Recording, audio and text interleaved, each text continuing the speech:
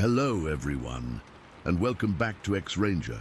Before we begin, I thought it would be interesting if each of you could leave a comment indicating which part of the world you're joining us from. Also, don't forget to like and subscribe if you're enjoying the episodes. Now let's get comfortable, relax, and start our program. It was one of those early March days where winter hadn't quite given up, but you could feel spring trying to push through. The air was cool and damp, the kind that seeps right into your bones if you stand still too long. I was in the Daniel Boone National Forest, way out near Redbird Creek in eastern Kentucky. This was back in March of 2016. I'm a geologist by trade, but my real passion is just being out there, away from everything. That day, I was by myself, which wasn't unusual for me. I liked the solitude. I was documenting some interesting sandstone formations I'd spotted on a topo map, just taking photos and notes, the usual stuff. The morning had been quiet, peaceful. The only sounds were my own boots crunching on last year's leaves and the occasional chatter of a squirrel. I'd been following a dry creek bed for a while. My revolver, a trusty old .357 Magnum, secured in its hip holster. It was more for peace of mind than anything else. You never know what you might run into, but usually it's just a startled deer or a grumpy raccoon. It was probably around 1 in the afternoon when I found it. The rock face I'd been looking at was undercut, eroded away over who knows how many centuries, and it had created this low, dark opening. It wasn't a proper cave, more like a deep crevice you'd have to crawl into. The entrance was maybe 3 feet high, all shadowy inside, and the air coming out of it was noticeably colder. It smelled earthy, like wet stone and old dirt. I got down on my hands and knees, shining my flashlight inside, but the beam didn't go far. It just got swallowed up by the darkness. That's when I heard the first sound. It wasn't a branch snapping, it was different, a deep resonant thud. It came from the trees off to my left. It sounded heavy, like someone had dropped a big sack of potatoes on the ground. I froze, still crouched by the cave entrance, and listened. My heart, which had been ticking along normally, suddenly felt like a bird trapped in my chest. The forest had gone completely silent. No squirrels, no birds, nothing. That's the first thing that really got to me. The silence. It was heavier than the noise had been. Then I heard it again. Thud. And another one, a little closer this time. It was followed by a sharp crack.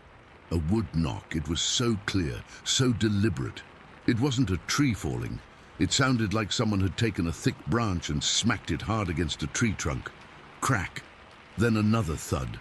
I slowly stood up, my knees protesting, my hand instinctively going to the grip of my revolver. I didn't draw it, not yet. I was trying to be rational. Maybe it was another hiker, but who would be out here in this thick, trackless part of the forest, banging on trees? My mind raced through the possibilities. A bear. They're not common, but they're around. This didn't sound like any bear I'd ever heard of. That's when I heard the breathing. It was a low, guttural exhale, a deep, wet sound that seemed to vibrate right through me. It didn't come from the cave. It came from the same direction as the knocks, from the dense wall of rhododendron and pine about 30 yards away. It was the kind of sound you feel in your teeth. Primal.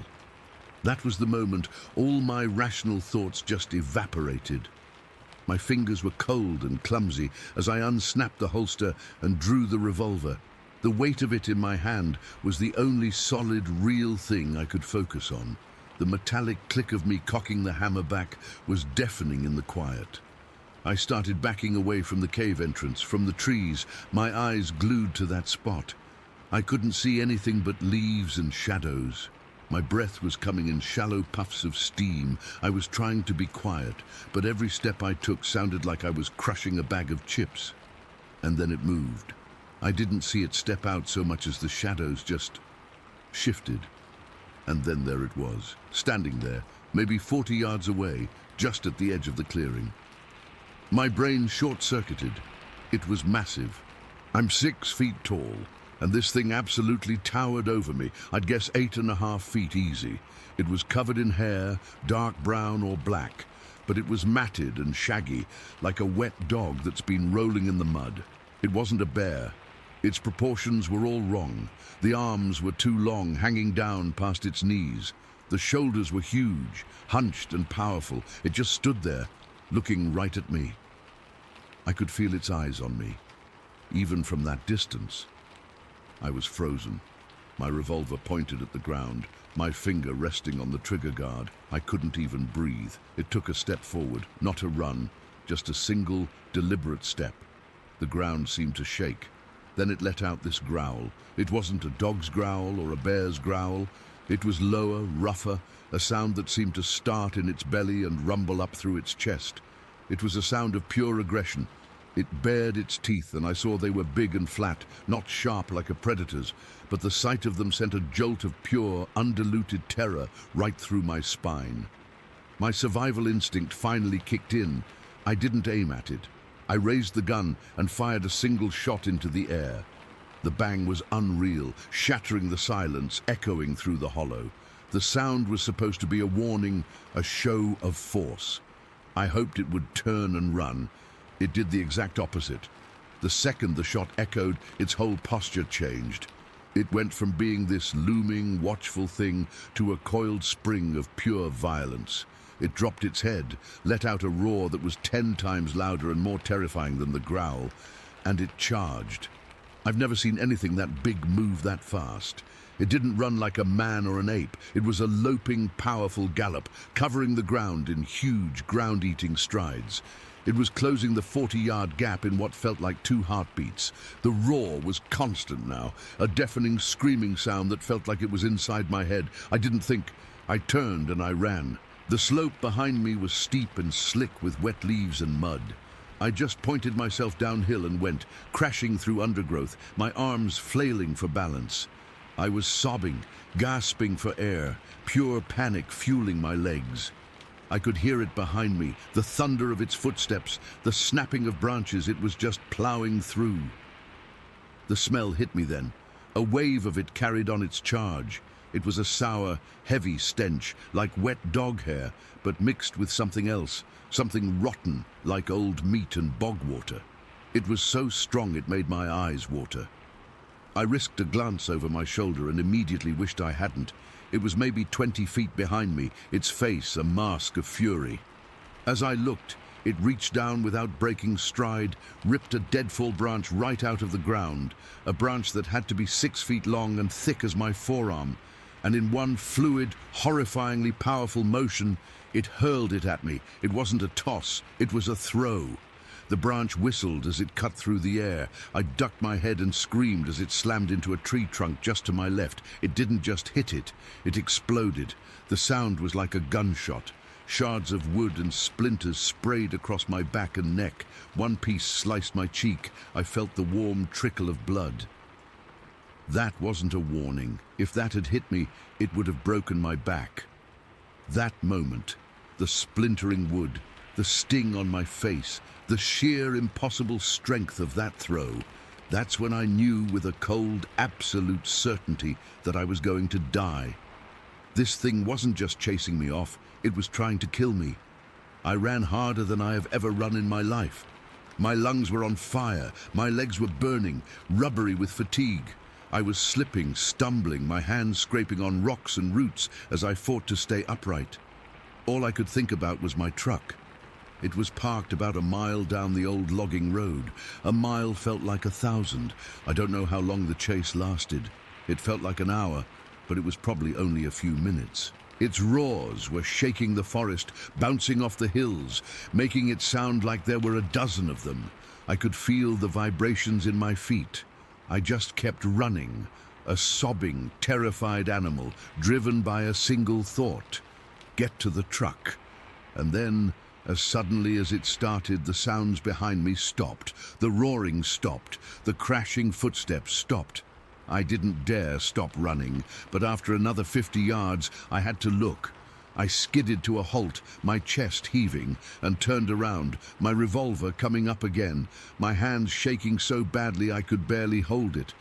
The slope behind me was empty. Quiet. Then I looked up, to the ridge I'd just fallen down, and there it was. It was standing right on the crest, silhouetted against the grey March sky. It was so tall, so impossibly big, just a massive black shape against the lighter grey of the overcast. It was perfectly still. It wasn't chasing me anymore. It was just watching. I could see its head was turned directly toward me. I couldn't make out its eyes, but I could feel them.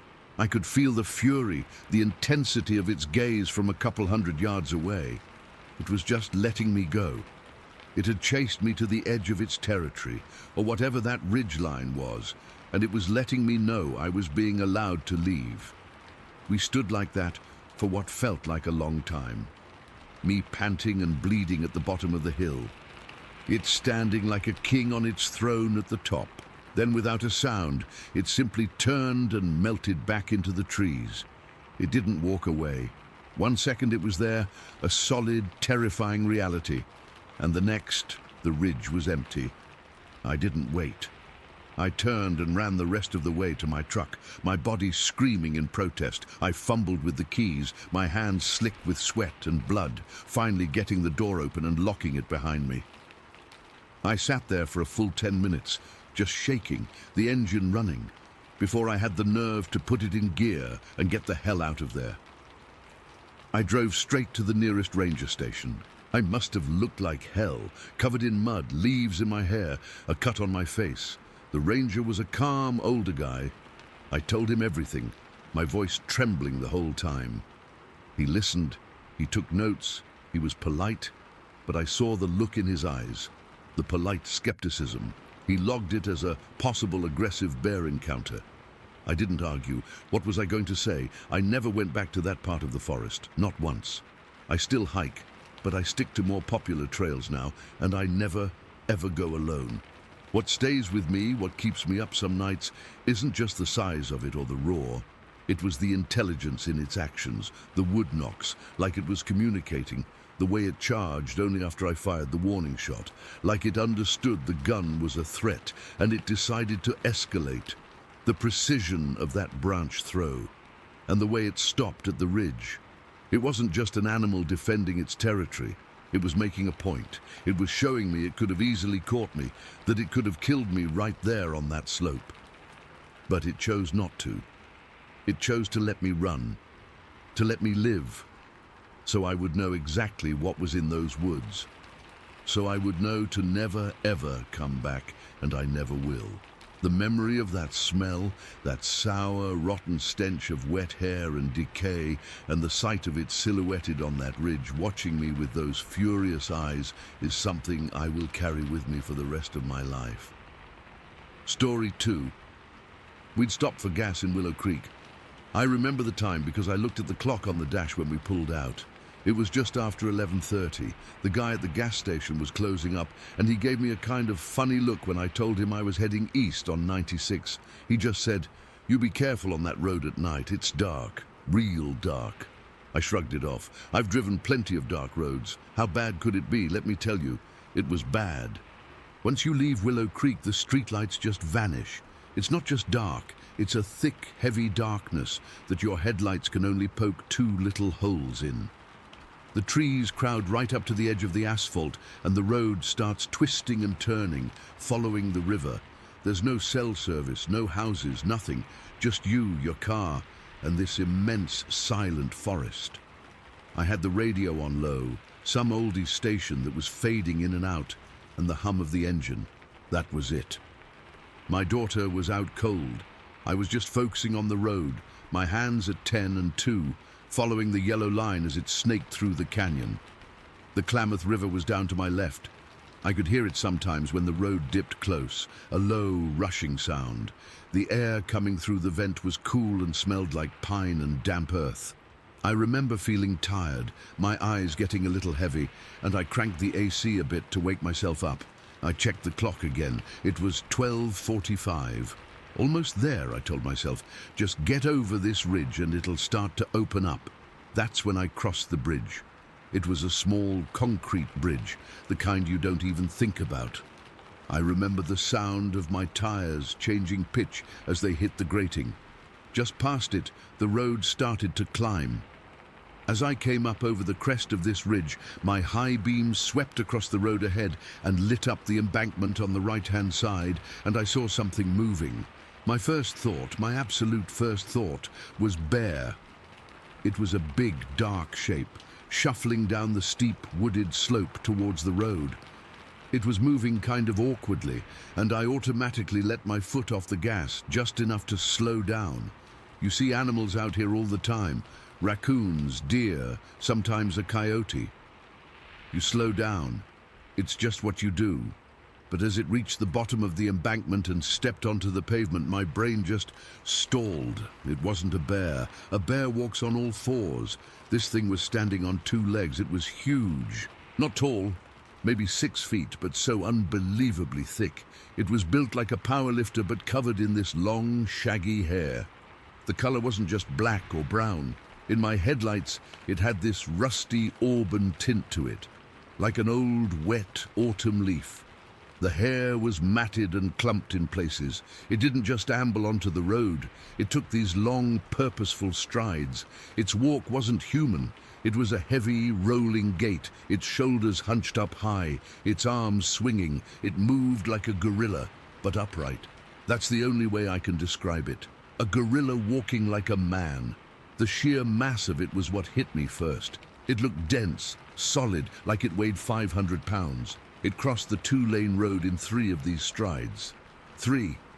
I was maybe 50, 60 feet away now, just coasting, my brain screaming at me that this was wrong. All wrong. It reached the center line, and then it just stopped. It turned its upper body toward the car.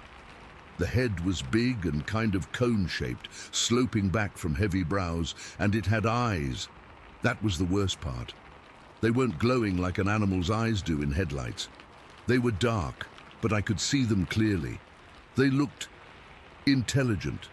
They weren't blank. They were looking right at me, right through the windshield.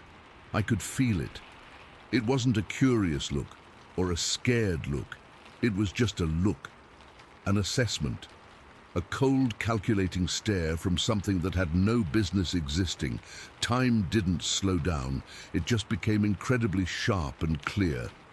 I could hear the soft whir of the AC, the crunch of gravel under my tires as I'd slowed to almost a crawl, the sound of my own heart hammering against my ribs. I could feel the cool plastic of the steering wheel under my sweaty palms. My daughter stirred next to me. "Dad, why are we stopping?" she mumbled, her voice thick with sleep. I couldn't answer. I couldn't make a sound. My mouth was dry as dust. The thing on the road held its gaze for another second, maybe 2. It felt like an hour. Then it moved again. On the other side of the road was a small embankment, about 2 feet high, leading up to more trees. Instead of stepping down or climbing over, it just jumped. It didn't crouch and spring. It was a casual, effortless motion. One moment it was standing on the double yellow line, and the next it just launched itself. It cleared that entire embankment in one smooth, powerful leap. It was like watching a panther jump, but this thing was the size of a refrigerator. The physics of it were impossible. No human, no athlete could have done that. The raw power in that jump was terrifying. It wasn't running away, it was just leaving. It vanished into the blackness of the trees without a sound. No cracking branches, no rustling leaves. It was just gone. That's when the fear really set in. It was a cold, sharp terror that started in my gut and shot out to my fingers and toes. My body was buzzing with adrenaline. "Dad, what was that?" my daughter asked, her voice rising in panic. She was fully awake now, sitting bolt upright, staring at the empty spot where it had been. "Get your phone out," I managed to choke out. My own voice sounded strange and thin. "Take a picture of the hillside, now." My hands were shaking so bad I had to grip the wheel with all my strength to keep them steady. I didn't stop the car. I didn't even think about stopping. Every instinct in my body was screaming at me to get out of there, to put as much distance between us and that thing as possible. But some other part, the part that needed proof, that needed to know I wasn't going crazy, made me tell her to take a picture. She fumbled with her phone, her hands shaking as badly as mine. The camera flash lit up the interior of the car for a second, a bright, stark white. She took a picture of the dark, wooded slope. It was a pointless gesture. There was nothing to see but trees and shadows, but we had to do something. I stomped on the gas. The engine roared, and the car surged forward. I didn't look in the rearview mirror. I couldn't. I just stared straight ahead, my knuckles white on the wheel, driving way too fast for that winding road. My daughter was crying quietly next to me, just little hiccuping sobs. I reached over and put my hand on her knee. "It's okay," I said, but my voice was trembling. "We're okay." I didn't believe it.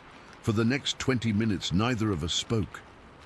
We just listened to the sound of the engine and the tires on the pavement. Every shadow at the edge of the headlights made me flinch. Every curve felt like it was hiding something. The forest, which had just been dark before, now felt alive and watching. It felt hostile.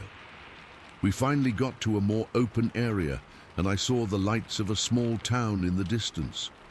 I pulled into the first gas station I saw, a brightly lit place that felt like a sanctuary. I turned off the engine, and for a minute, we just sat there in the sudden, ringing silence. I could still feel the adrenaline coursing through me, making my legs feel like jelly. We went inside, bought some bottles of water, and stood under the harsh, fluorescent lights. The cashier was a kid, maybe 17, listening to music on his headphones. He had no idea. The normalcy of it all was jarring. We got back in the car, and my daughter pulled up the photo on her phone. It was just a blurry, dark picture. You could make out some pine trees and a lot of blackness. Nothing else. It was useless. But we both stared at it for a long time, as if by looking hard enough we could will the creature back into existence to prove it was real. The rest of the drive was a blur. We were both wired, jumping at every little thing. We got to my other daughter's house just before 3 in the morning. We didn't tell her what happened, not then. We were too shaken, and it sounded too crazy. We just said we were tired from the drive. I didn't sleep that night. I lay in the guest bed staring at the ceiling, replaying those 10 seconds over and over in my head. The way it moved, the sheer bulk of it, the way it looked at me, and that jump. God, that jump. It was the jump that sealed it for me. That was the detail that separated it from a weird bear or a trick of the light. That was the thing that no known animal in these woods can do. In the cold light of morning, it felt a little more distant, a little more like a bad dream. But the fear was still there, a low hum in the background. It wasn't just the fear of the thing itself. It was the fear of the unknown. What was it? Where did it go? Why was it there? The questions circled in my head like vultures. A few days later, back home, I started looking stuff up online. I found forums, stories from other people in this area, in Humboldt County, along the 96. Their stories were so similar it made the hair on my arms stand up. The hunched walk, the dark, intelligent eyes that don't glow, the incredible strength and silence, the smell some of them mentioned. I didn't smell anything, but the rest of it was a perfect match. Reading those accounts, I didn't feel crazy anymore. I felt validated, but also more terrified. If all these people were seeing the same thing, then it was real. That's when I decided I had to go back. It's not a brave decision. It's not like I'm some big monster hunter. It's the opposite. The encounter left a hole in my understanding of the world, and I need to try and fill it. I need to know. But I'm not an idiot. Last time I was completely unprepared. I was just a guy in a car. Next time I'm going with a plan. I've got a high-powered flashlight, one of those that can light up a whole hillside. I've got a better camera, one with a serious telephoto lens, and I'm not getting out of the car, not for anything, not unless I have a clear line of sight and a way to defend myself. I've never been a gun guy, but I'm getting one before I go back. The thought of being out there, on foot, in the dark, with that thing nearby, no, just know the fascination is there. A burning curiosity, but it's wrapped in a very real, very healthy layer of fear. I keep thinking about that look it gave me. It wasn't the look of a wild animal surprised by headlights. It was a look of recognition. It saw me, it assessed the car, and it decided we weren't a threat. It just went about its business. That's what haunts me, the sheer normalcy of it for it. This was its home. We were just passing through, and for 3 long strides and 1 impossible jump, our worlds collided. I don't know what it was. I just know what I saw, and I know I can't unsee it. I can still feel its eyes on me right now as I'm typing this. I probably always will. Story 3. I remember it was around 2 in the afternoon. The sun was high, but under the trees it was shady and cool. I'd parked my car off this dirt road about a mile back and just started walking. The creek was running pretty good from some rain we'd had earlier in the week, so you could hear the water gurgling over the rocks. It was one of those sounds that usually calmed me down, you know? Like everything was right with the world. I was wearing an old pair of jeans and a t-shirt, and I had my hiking boots on because the ground could get muddy in spots. I wasn't in a hurry or anything. I was just taking my time, stopping every now and then to skip a stone or look at the way the light hit the water. The woods there are pretty dense, lots of oak and maple trees with undergrowth that's thick in places. I'd been walking for maybe 20 minutes, following the creek as it curved around this bend. The air smelled like damp earth and pine, and I could hear birds chirping overhead. It was all so normal, so peaceful. I remember thinking how lucky I was to have this place to myself. I'd seen deer tracks earlier, and once I even spotted a fox darting through the bushes, so I was keeping an eye out for wildlife, but nothing could have prepared me for what I saw next. As I came around this big rock that jutted out into the creek, I froze. My whole body just locked up, like someone had hit a pause button. There, maybe 30 feet ahead of me, was this huge figure hunched over the water. At first, my brain couldn't make sense of it. I thought it might be a bear or something, but it was too tall, too upright. It was drinking from the creek, using its long arms to scoop water into its mouth. I'm not kidding, this thing was massive, probably around 7 feet tall when it was standing straight, but it was crouched down, so it looked even bigger. Its body was covered in dark, tangled fur that was almost black, and it was muscular in a way that made my stomach drop. Like you could see the power in its shoulders and back. Even from where I was standing, I didn't move. I couldn't. My heart started pounding so hard I could feel it in my throat, and my hands got clammy. I remember my breath catching, and I had to force myself to breathe slowly so I wouldn't make a sound. The thing was just focused on drinking. Its head dipped down, and I could hear the soft slurping noises it made. It was so quiet otherwise. The birds had stopped singing, and even the creek seemed louder, like the world was holding its breath. I kept thinking, what is that? Is this real? But it was. The fur wasn't smooth. It was matted and dirty, like it had been rolling in mud or something, and the size of it. I've seen big animals before, but this was different. It wasn't just tall, it was broad, with a chest that looked like it could break trees. Then it lifted its head, slowly, like it knew I was there all along. Its eyes were dark, almost black, and they locked right onto mine. I felt this chill run down my spine, like ice water had been poured over me. It wasn't a mean look or anything, just assessing, like it was sizing me up, trying to figure out if I was a threat. My mind was racing. I thought about running, but my legs felt like jelly. I've never been so scared in my life. I mean, I've had close calls with animals before, but this was something else. This felt primal, like I was back in some ancient time facing a predator. But then, after what felt like an eternity, it just went back to drinking, like I was nothing. It dipped its head back down and kept slurping water, completely unconcerned. That almost made it worse, you know? Because it meant I wasn't even worth its attention.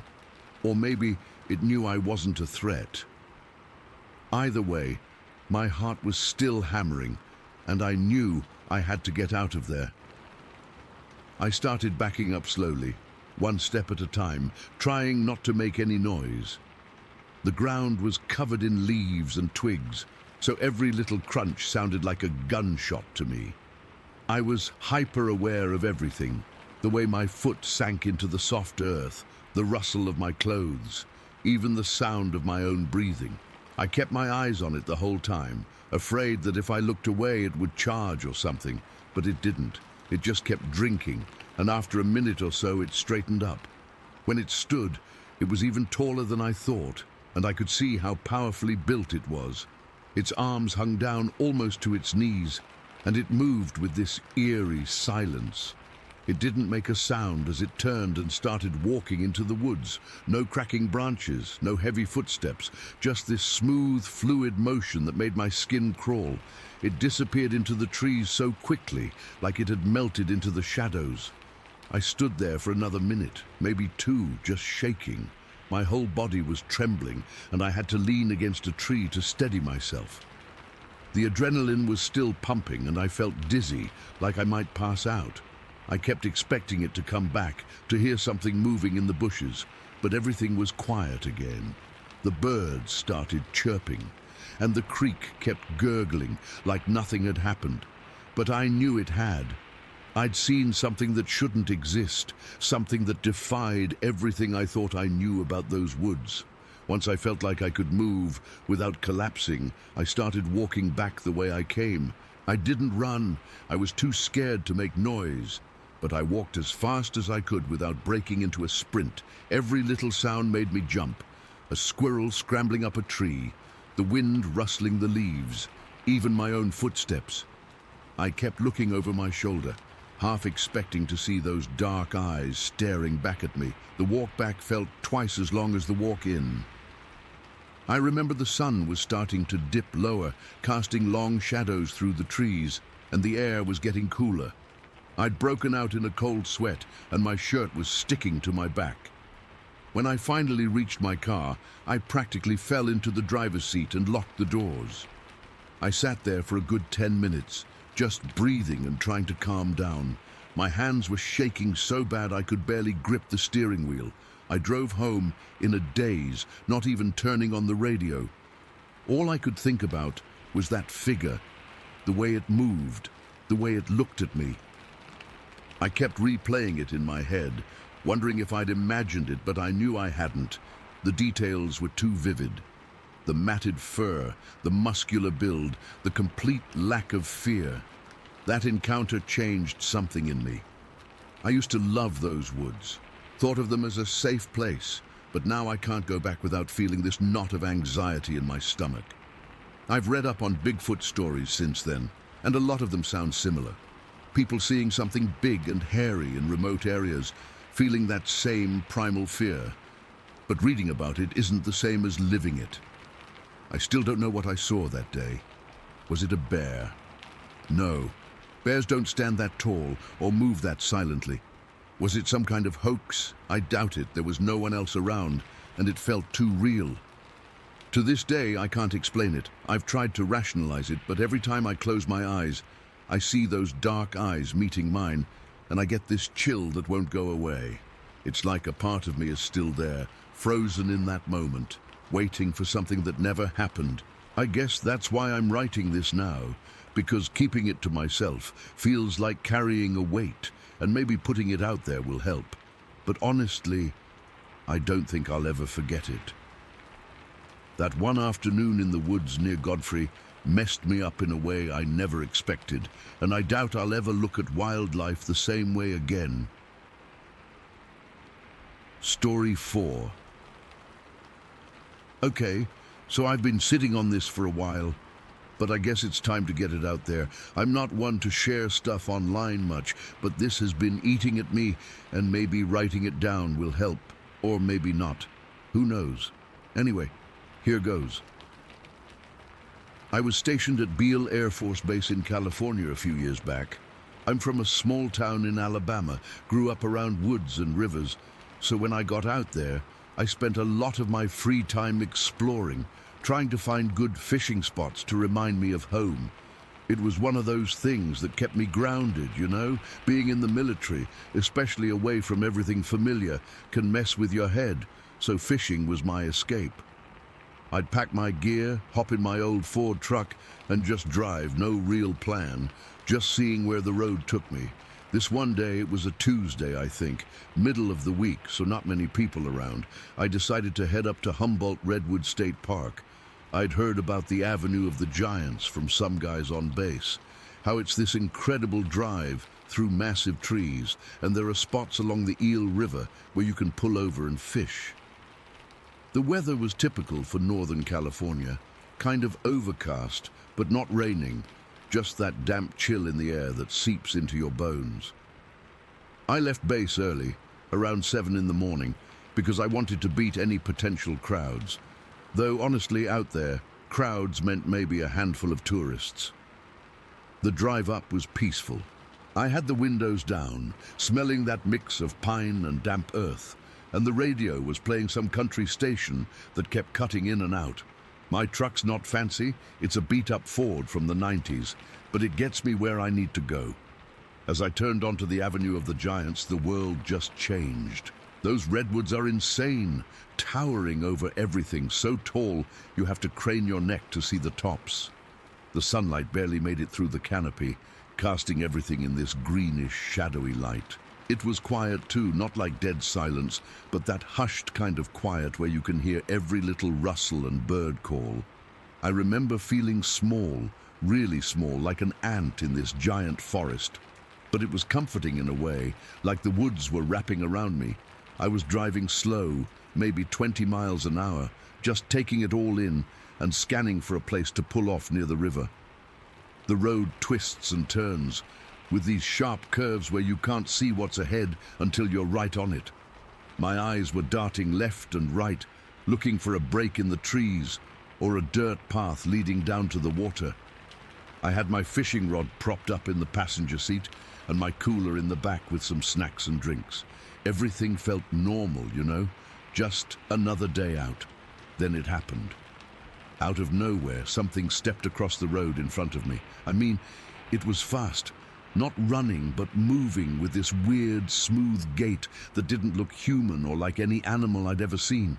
My brain didn't even process it at first. It was just a blur of dark movement. But as I got closer, maybe 30 feet away, I saw it clearly for a split second. This thing was huge, over 7 feet tall, I'd guess, covered in dark, matted hair that looked almost black in the shadows. It had massive shoulders, broad like a football player's, but no visible neck. Its head seemed to sit right on top of its torso. The arms were long, swinging as it moved, and it crossed the road in 2, maybe 3 steps, from one side to the other. I slammed on the brakes so hard my seatbelt locked up, and the truck skidded a little on the damp pavement. Adrenaline hit me like a punch to the chest. My heart was pounding so loud I could hear it in my ears, and my hands were shaking on the wheel. For a second, I just sat there, gripping the steering wheel, trying to catch my breath. I almost hit it. I was that close. If I hadn't been driving slow, I would have plowed right into it. The thought made my stomach twist. I looked where it had gone, into the trees on the other side of the road, but there was nothing. Just dense undergrowth and those giant redwoods, dark and impenetrable. It vanished like it was never there. My first thought was that a bear? But I've seen bears back in Alabama, and this wasn't a bear. Bears don't walk upright like that, not for long, and they're not that tall or built that way. This thing moved on 2 legs the whole time, confident, like it owned the place. And the speed, it wasn't running, but it covered ground so fast, like it was gliding almost. I sat there for what felt like forever, but it was probably only a minute or 2. My truck was still running, engine idling, and I could smell the faint scent of burnt rubber from the brakes. I felt cold, even though it wasn't that chilly outside. My skin was prickling like when you get goosebumps, but all over. I kept staring into the trees, half expecting it to come back out, but nothing moved. The forest had gone dead quiet. No birds, no rustling, nothing. That silence was worse than any noise. It felt heavy, oppressive. Curiosity got the better of me. I don't know why I did it. Maybe because I needed proof that I wasn't losing my mind. But I put the truck in park, left it running, and got out. My legs felt wobbly like jelly, and I had to hold onto the door for a second to steady myself. The air was cool and damp, and I could hear my own breathing ragged and loud. I walked around to the front of the truck, looking at the spot where it had crossed. The road was paved, but there was a dirt shoulder on the side where it had stepped onto, and that's when I saw the footprints. They were in the soft dirt, leading from the road into the forest. I knelt down to get a better look, and my heart started racing again. These weren't normal footprints. They were huge, like 15 inches long and wide, with what looked like 5 toes. The impression was deep, like whatever made it was heavy. The stride between them was massive. I'm 6 feet tall, and to match it, I had to stretch my legs out as far as I could, almost doing splits, and even then, I couldn't quite reach the next print. It felt unnatural, like my muscles were straining just to try. I remember touching one of the prints with my hand. The dirt was moist, and the outline was clear, no smudging. It looked fresh. I stood up and looked into the woods again, and that's when the fear really set in. Not just shock, but this deep, primal fear that made the hair on my arms stand up. Whatever this was, it was big, and it was close. I felt exposed, like I was being watched. I scanned the trees, but it was so dark in there, I couldn't see more than a few feet in. Every shadow seemed to move.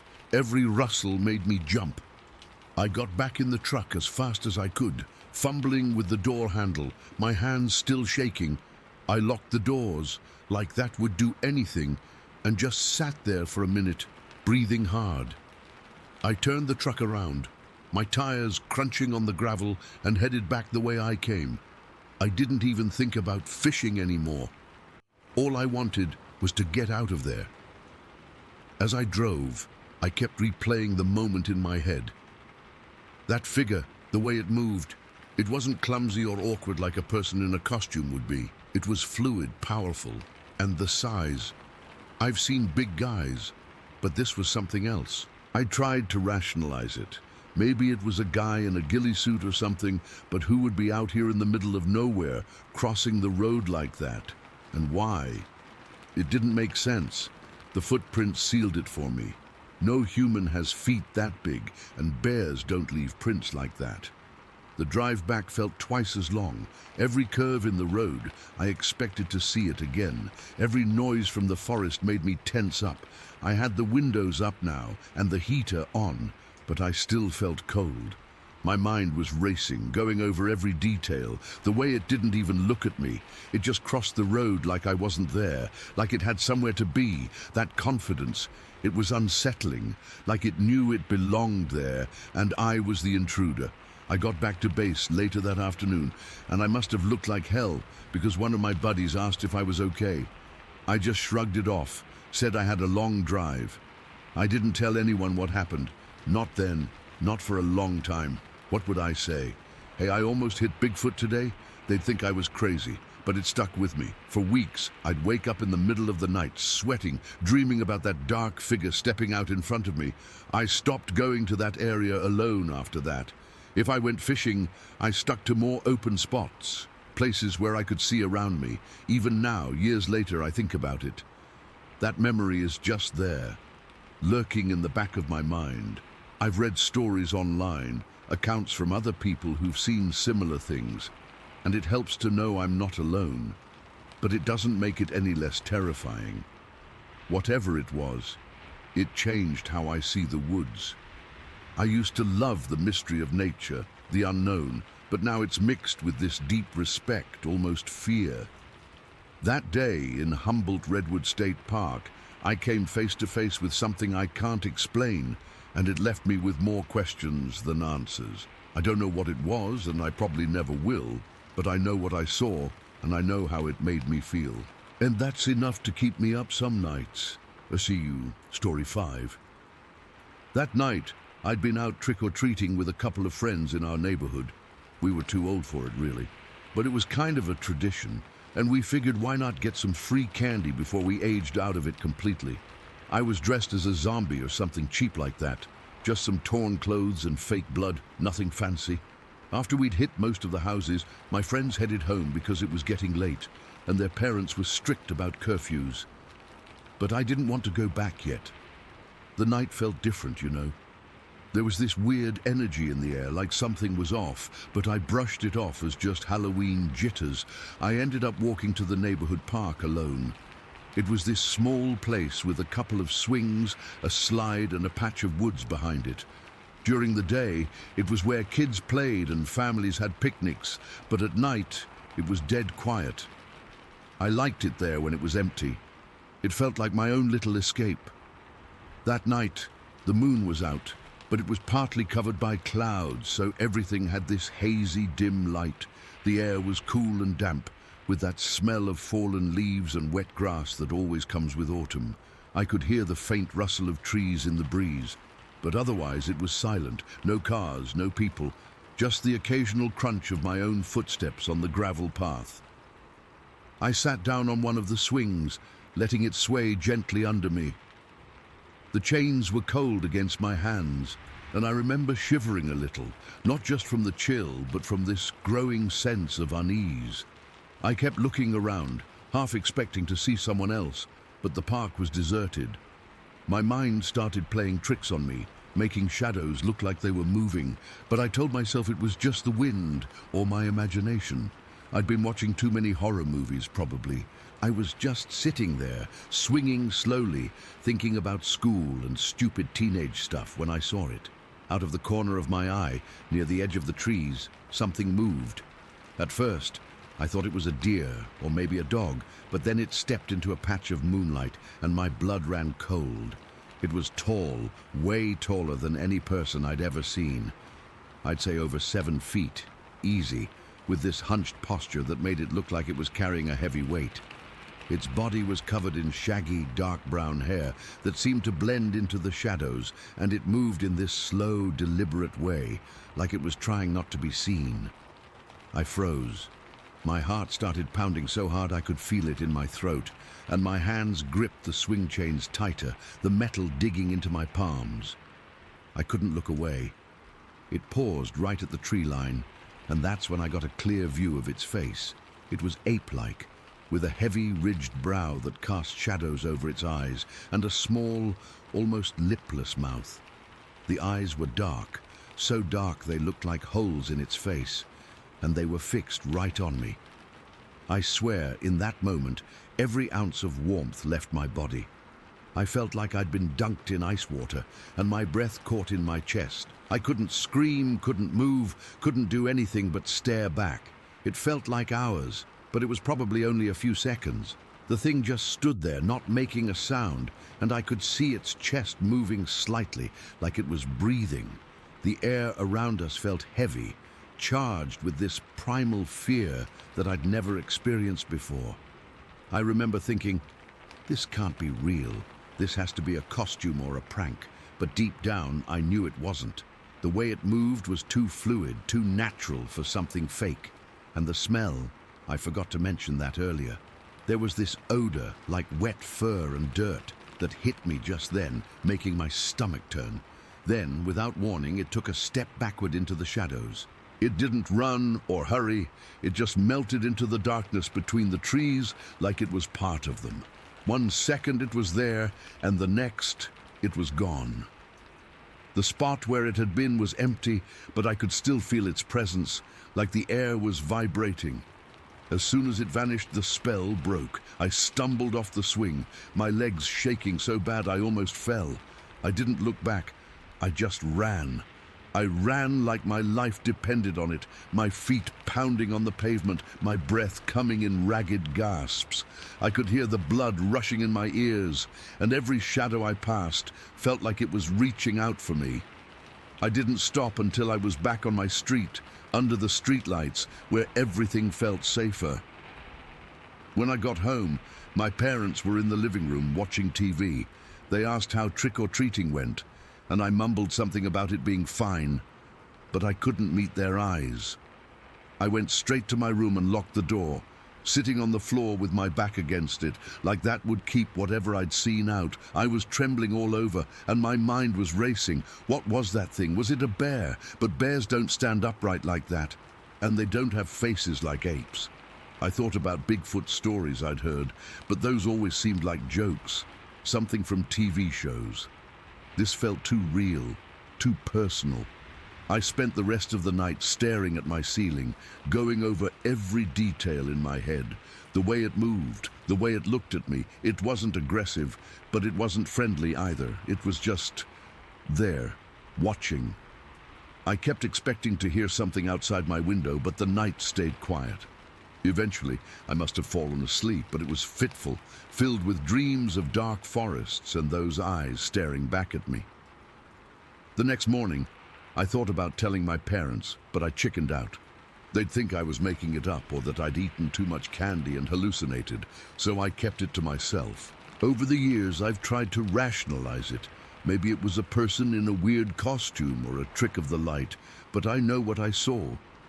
That moment of pure, unadulterated fear has stuck with me, and sometimes, when I'm in a quiet place alone, I get this chill down my spine like I'm being watched all over again. I never went back to that park at night after that. Even during the day, I'd avoid it if I could. A part of me wants to believe it was nothing, but another part knows better. Whatever it was real, and I'll never forget it. Story 6. Then came that winter weekend. It was cold, really cold, the kind that seeps into your bones and doesn't let go. A snowstorm had been brewing for days, and by that morning it was in full force. The snow was coming down heavy, blanketing everything in white, and the wind was howling like it was angry at the world. I remember waking up and feeling this unease right away, like something was off. The cabin was freezing because the fire had died down overnight, so I knew I needed to get more firewood from outside. But first, I had to check on the shed where I stored some supplies. I bundled up in my thickest coat, pulled on my boots, and stepped out into the storm. The snow was up to my knees in some places, and every step was an effort. The world was so quiet except for the wind, which made it feel even more isolated. I trudged over to the shed, my breath fogging up in front of me, and that's when I saw it. Hanging from a tree near the edge of the clearing was a deer carcass. It was strung up by what looked like its own intestines, swaying in the wind like some kind of grotesque ornament. My stomach churned.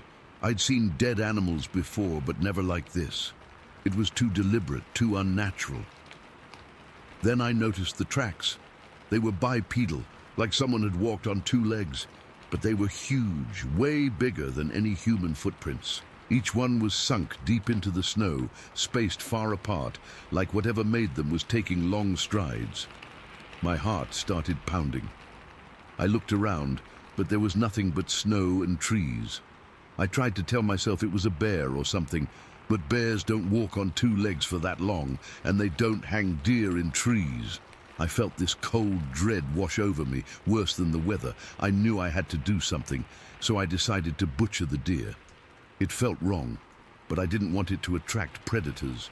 And honestly, I was low on food because of the storm. I dragged the carcass down. It was heavy and cold, and the smell was awful, and took it into the shed. The shed was small, just big enough for some tools and storage, and it was freezing inside. I laid the deer on the old wooden table I used for processing game and started working. My hands were shaking, partly from the cold, partly from fear. I could hear the wind outside, but every now and then I'd hear something else, a crunch in the snow like footsteps. I kept telling myself it was just the trees creaking or the snow shifting. I was halfway through butchering the deer, my knife slick with blood, when I happened to glance out the small, grimy window. That's when I saw it. A tall, fur-covered creature, standing maybe 8 feet tall just outside in the snow. It was broad-shouldered and covered in dark, matted hair, and it was walking on 2 legs like a person, but with this fluid, powerful gait that made my blood run cold. It stopped and turned its head, and I swear it looked right at me through the window. Its eyes were dark, almost black, and they seemed to bore into me. I froze, my heart hammering in my chest. I couldn't move, couldn't breathe. Then it moved toward the shed. It didn't run. It just walked, like it had all the time in the world. When it reached the door, it didn't try the handle, it just punched it. The sound was deafening, a loud crack as the wood splintered and the door flew inward, hanging off its hinges. The creature stepped inside, and the shed felt suddenly small, cramped. It was massive, taking up most of the space, and the smell hit me, musky, earthy, like wet dog and dirt. It ignored me completely, which was somehow even scarier. It went straight to the table, grabbed the deer carcass like it was nothing, and turned to leave. But as it did, it locked eyes with me again. That moment felt like an eternity. I could see every detail of its face, the broad nose, the deep-set eyes, the way its lips curled back slightly. Then it was gone, stepping back out into the snow and disappearing into the trees. I stood there for I don't know how long, trembling, my knees weak. The cold air rushing in through the broken door finally snapped me out of it. I stumbled out of the shed and ran back to the cabin, my boots slipping in the snow. I barricaded the door as best I could, pushing furniture against it, but my mind was racing. I needed firewood. The cabin was getting colder by the minute. I had to go back out. So, after what felt like hours of psyching myself up, I ventured out again, this time to gather wood from the pile near the edge of the clearing. The snow was still falling and the wind had picked up, making it hard to see. I was loading up my arms with logs when I heard it, a loud snap like a tree breaking. I turned and there it was, the creature, standing at the tree line. It didn't move toward me, it just stood there. And then another tree nearby cracked and fell, landing with a thud that shook the ground. It was a warning. I dropped the wood and ran back to the cabin, my heart in my throat. I barricaded myself inside again, this time for good. I could hear creaks and scratches outside, like something was moving around the cabin. Every noise made me jump. I spent what felt like forever huddled near the fireplace, trying to stay warm, but the fear was like a physical weight on my chest. At some point, I noticed a hole in the window, a small, jagged break in the glass, like something had punched it from the outside. I hadn't seen it before, and it made my skin crawl. Had it been watching me? I remembered I had a satellite phone for emergencies. My hands were shaking so bad I could barely dial. When I got through to the park rangers, I was stammering, trying to explain what happened. They said they'd send someone, but the roads were blocked by the snowstorm, and it might take days. Days. I felt a wave of despair. I hung up and just sat there, listening to the sounds outside. The creaking got louder, like something was circling the cabin, and I could hear heavy footsteps in the snow. I was so scared I thought I might pass out, and eventually I did. I remember my vision going blurry, and then everything went black. When I woke up, the rangers were there. They'd come on snowmobiles once the storm eased up. I was disoriented, cold, and still terrified. They helped me out, and when I told them what happened, they didn't laugh or dismiss it. One of them said others had reported seeing something similar in the area, a Sasquatch, they called it. Hearing that made it real in a way I hadn't expected. I sold the cabin as soon as I could and moved back to the city. I never went back, not even to collect my things.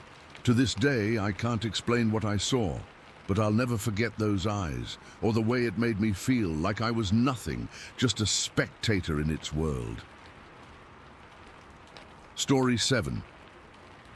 It was one of those ideas that sounds great when you're planning it over a beer in a warm, well-lit apartment in Portland.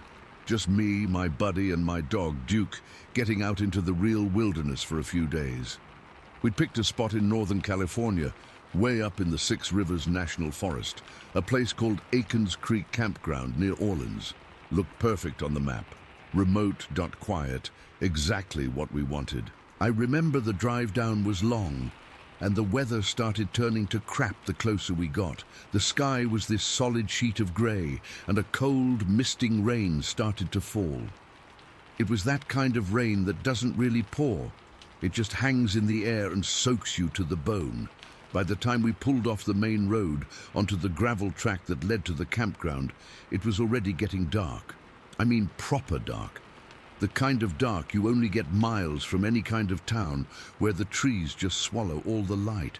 The first thing that hit me, even before I fully got out of the car, was the smell. It was strong, really strong, like a skunk had died and then been sprayed by another skunk. It was pungent and musky, and it stuck in the back of your throat. My friend mentioned it too, rolling his window down and immediately making a face. "Whoa, what is that?" he said. I just shrugged. We were in the woods. Weird smells happen, right? Maybe a dead animal nearby. We figured we'd get used to it. We drove slowly through the campground loop, and that's when the second weird thing hit us. The place was completely empty. Not a single other car, not a tent, nothing. And this was a Friday night. It was just silent, eerily silent. The only sound was the crunch of our tires on the wet gravel and the soft patter of the rain on the roof. Duke, who's usually a pretty chill dog, was whining softly in the back seat, pressing his nose against the window. We picked a spot that seemed halfway decent, not that it mattered. It was just a flat patch of dirt with a fire ring surrounded by a wall of huge, dark trees on one side and a steep, rocky hillside on the other. The rain was picking up, so we decided to just get the tent up as fast as possible. It was a miserable job. Our hands were numb, the rain was dripping off our noses, and the headlamps we wore just created these tiny, shaky pools of light in an ocean of black. Everything was slick and cold. The tent fabric was clammy, the poles were slippery. We were fumbling, cursing under our breath. Duke just sat by the car, watching us, not even trying to explore like he usually would. He was on edge. I could see it in the way he held his body, tense and low to the ground. We finally got the tent up and threw all our gear inside. It was a relief to be out of the rain, even if we were just in a thin nylon shell. We were both sitting there, just catching our breath, listening to the rain drum on the roof. And that's when we heard the first sound from the woods. It wasn't the rain, it was a hoot, a deep, guttural, resonant whoop. It didn't sound like any owl I'd ever heard. Owl hoots are usually higher, more melodic. This was lower, fuller, almost like a shout that had been filtered through a barrel. It came from the trees directly across the creek from us. I froze, and I saw my friend freeze too. We just looked at each other in the dim light of our headlamps. My heart was suddenly thumping in my chest. Duke let out a low growl, a sound I rarely hear from him. "Did you hear that?" my friend whispered. His voice was tight. Before I could answer, another sound cut through the night, a loud, sharp crack. It sounded like someone had taken a big, thick branch and whacked it against a tree trunk as hard as they could. It echoed through the little valley, then another one, from a slightly different direction. Crack. Then the hooting came again, this time from further up the hillside to our left. It was the same sound, but it had moved. A long way. Way too fast for a person to have moved through that thick, dark, steep terrain. That's when the fear really started to set in. This wasn't just a weird noise. This was something communicating, or maybe something marking its territory, and there seemed to be more than one. The hoots and the wood knocks were coming from different spots now, like a conversation was happening in the woods around our camp. It felt coordinated. It felt intelligent. My friend's eyes were wide. "What the hell is that?" he said, his voice shaking now. "People? Is someone messing with us?" I shook my head. I was trying to be logical, but logic was starting to feel very flimsy. Who? There's no one else here. And why would they be out in this, doing that? We both sat there, not moving, just listening. The sounds kept coming. A series of 3 quick knocks from the right, a long, drawn-out hoot from directly behind us, up on the hillside. It was surrounding us. I felt a cold knot tighten in my stomach. This was wrong. This was all wrong. We were being watched. I could feel it, a primal, skin-crawling sensation that someone or something had its eyes on our little lit-up tent. "We should go," my friend said suddenly. "Let's just pack up and get out of here, sleep in the car, drive back to town." It was a good idea. It was the smart idea. But there was this stupid, stubborn part of me that didn't want to be run off. We'd driven all this way. It was pouring rain. The thought of packing all that wet gear back into the car was just so miserable. And part of me was still trying to convince myself it was just some asshole with a weird sense of humor or a bizarre animal. "Let's just see if it stops," I said, hearing how weak my own voice sounded. "Maybe it'll move on." He didn't look convinced, but he nodded. We decided to take a look outside. Maybe we'd see something. Some sign of what it was. We unzipped the tent flap and stepped out into the cold, wet night. The rain had lightened to a drizzle. We stood back to back, sweeping the beams of our headlamps across the tree line. The light didn't penetrate more than 20-30 feet before the blackness just swallowed it whole. We saw nothing, just the endless dripping trunks and the tangled undergrowth. But we could still hear the sounds. They'd stopped for a moment when we came out, but now they started up again, a little further away, but still there. A mocking presence. That's when we heard a new sound. It was a crunching, shifting sound on the hillside above our tent. It was the sound of footsteps, clear, distinct footsteps on the loose rock and gravel of the steep slope, and they were bipedal, 2 feet. Crunch, pause, crunch, pause. There was a rhythm to it. It wasn't a deer or a bear. They moved with a different gait. This was something walking on 2 legs, taking slow, deliberate steps. It was moving along the hillside, parallel to our camp. My blood ran cold. I swung my headlamp beam up towards the sound, but I couldn't see anything. The slope was too steep, too covered in trees and shadows. The footsteps kept going for maybe 10 seconds, then stopped. Just stopped. The silence that followed was somehow worse than the noise. We stood there, frozen, not even breathing, waiting for it to start again. It didn't. We scrambled back into the tent and zipped it up as fast as we could. Any thought of staying out of stubbornness was gone. We were terrified. We just sat there in the dark, having turned our headlamps off to save battery and not be such a beacon. We listened. The wood knocks started up again, sometimes close, sometimes far. They went on for what felt like hours. I had my knife in my hand, my grip so tight my knuckles ached. Duke was pressed up against my leg, trembling, a constant low growl rumbling in his chest. He wasn't looking at the tent door. He was looking up at the roof of the tent, towards the hillside where we'd heard the footsteps. Then, around what must have been 1 or 2 in the morning, we heard a new kind of crash. It was a rock slide, a small one, but unmistakable.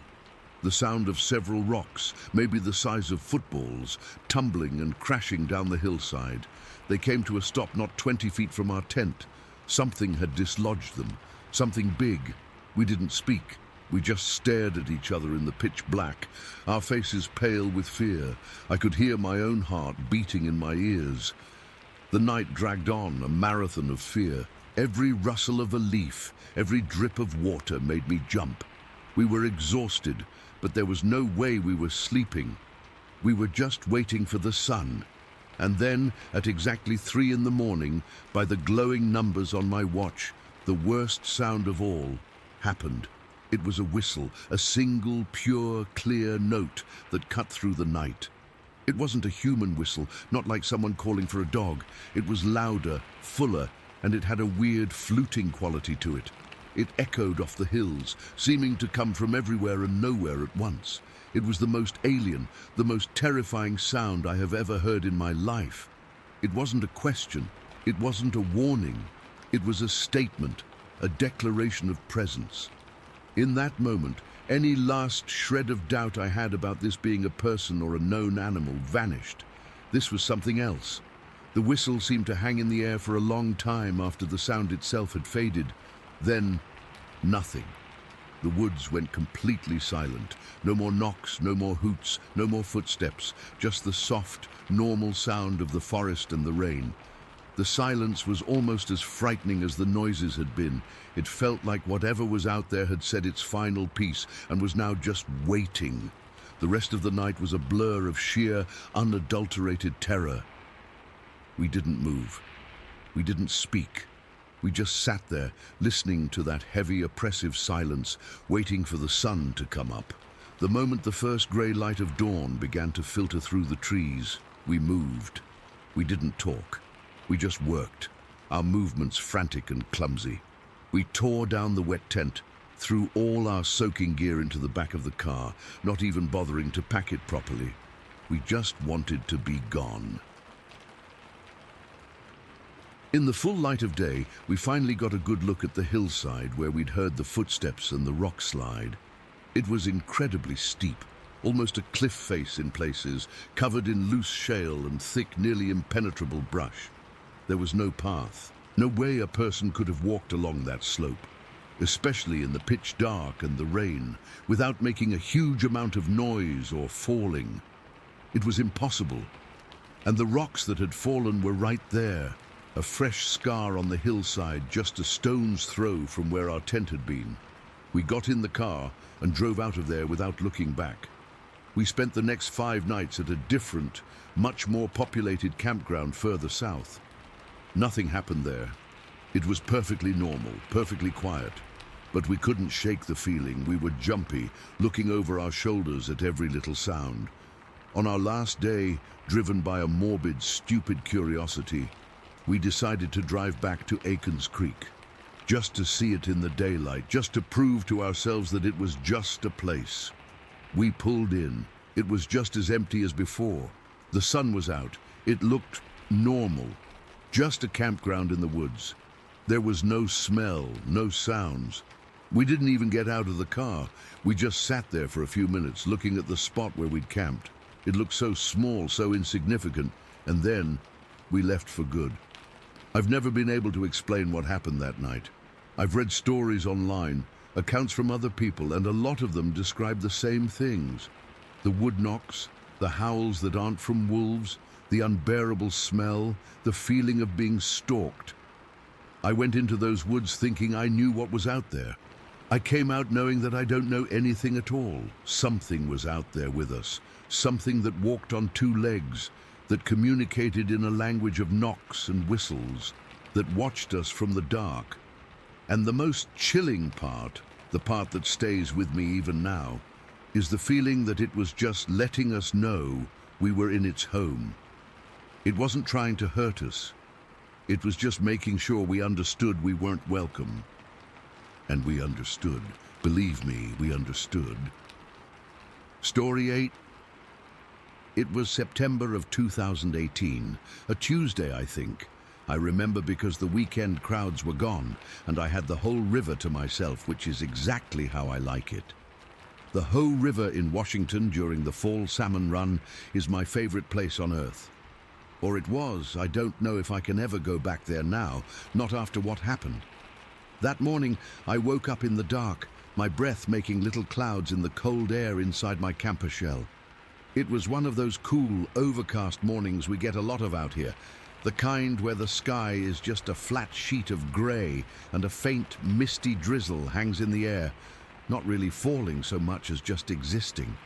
I loaded my canoe onto the truck, my gear already packed from the night before.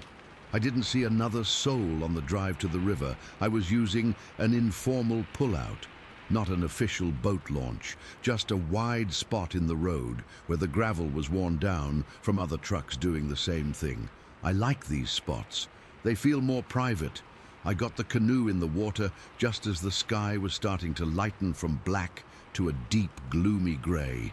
The mist was clinging to the river's surface, a low fog that made everything quiet and still, like the whole world was holding its breath. The only sounds were the gentle lap of water against my canoe and the distant cry of a gull. I remember thinking it was perfect fishing weather.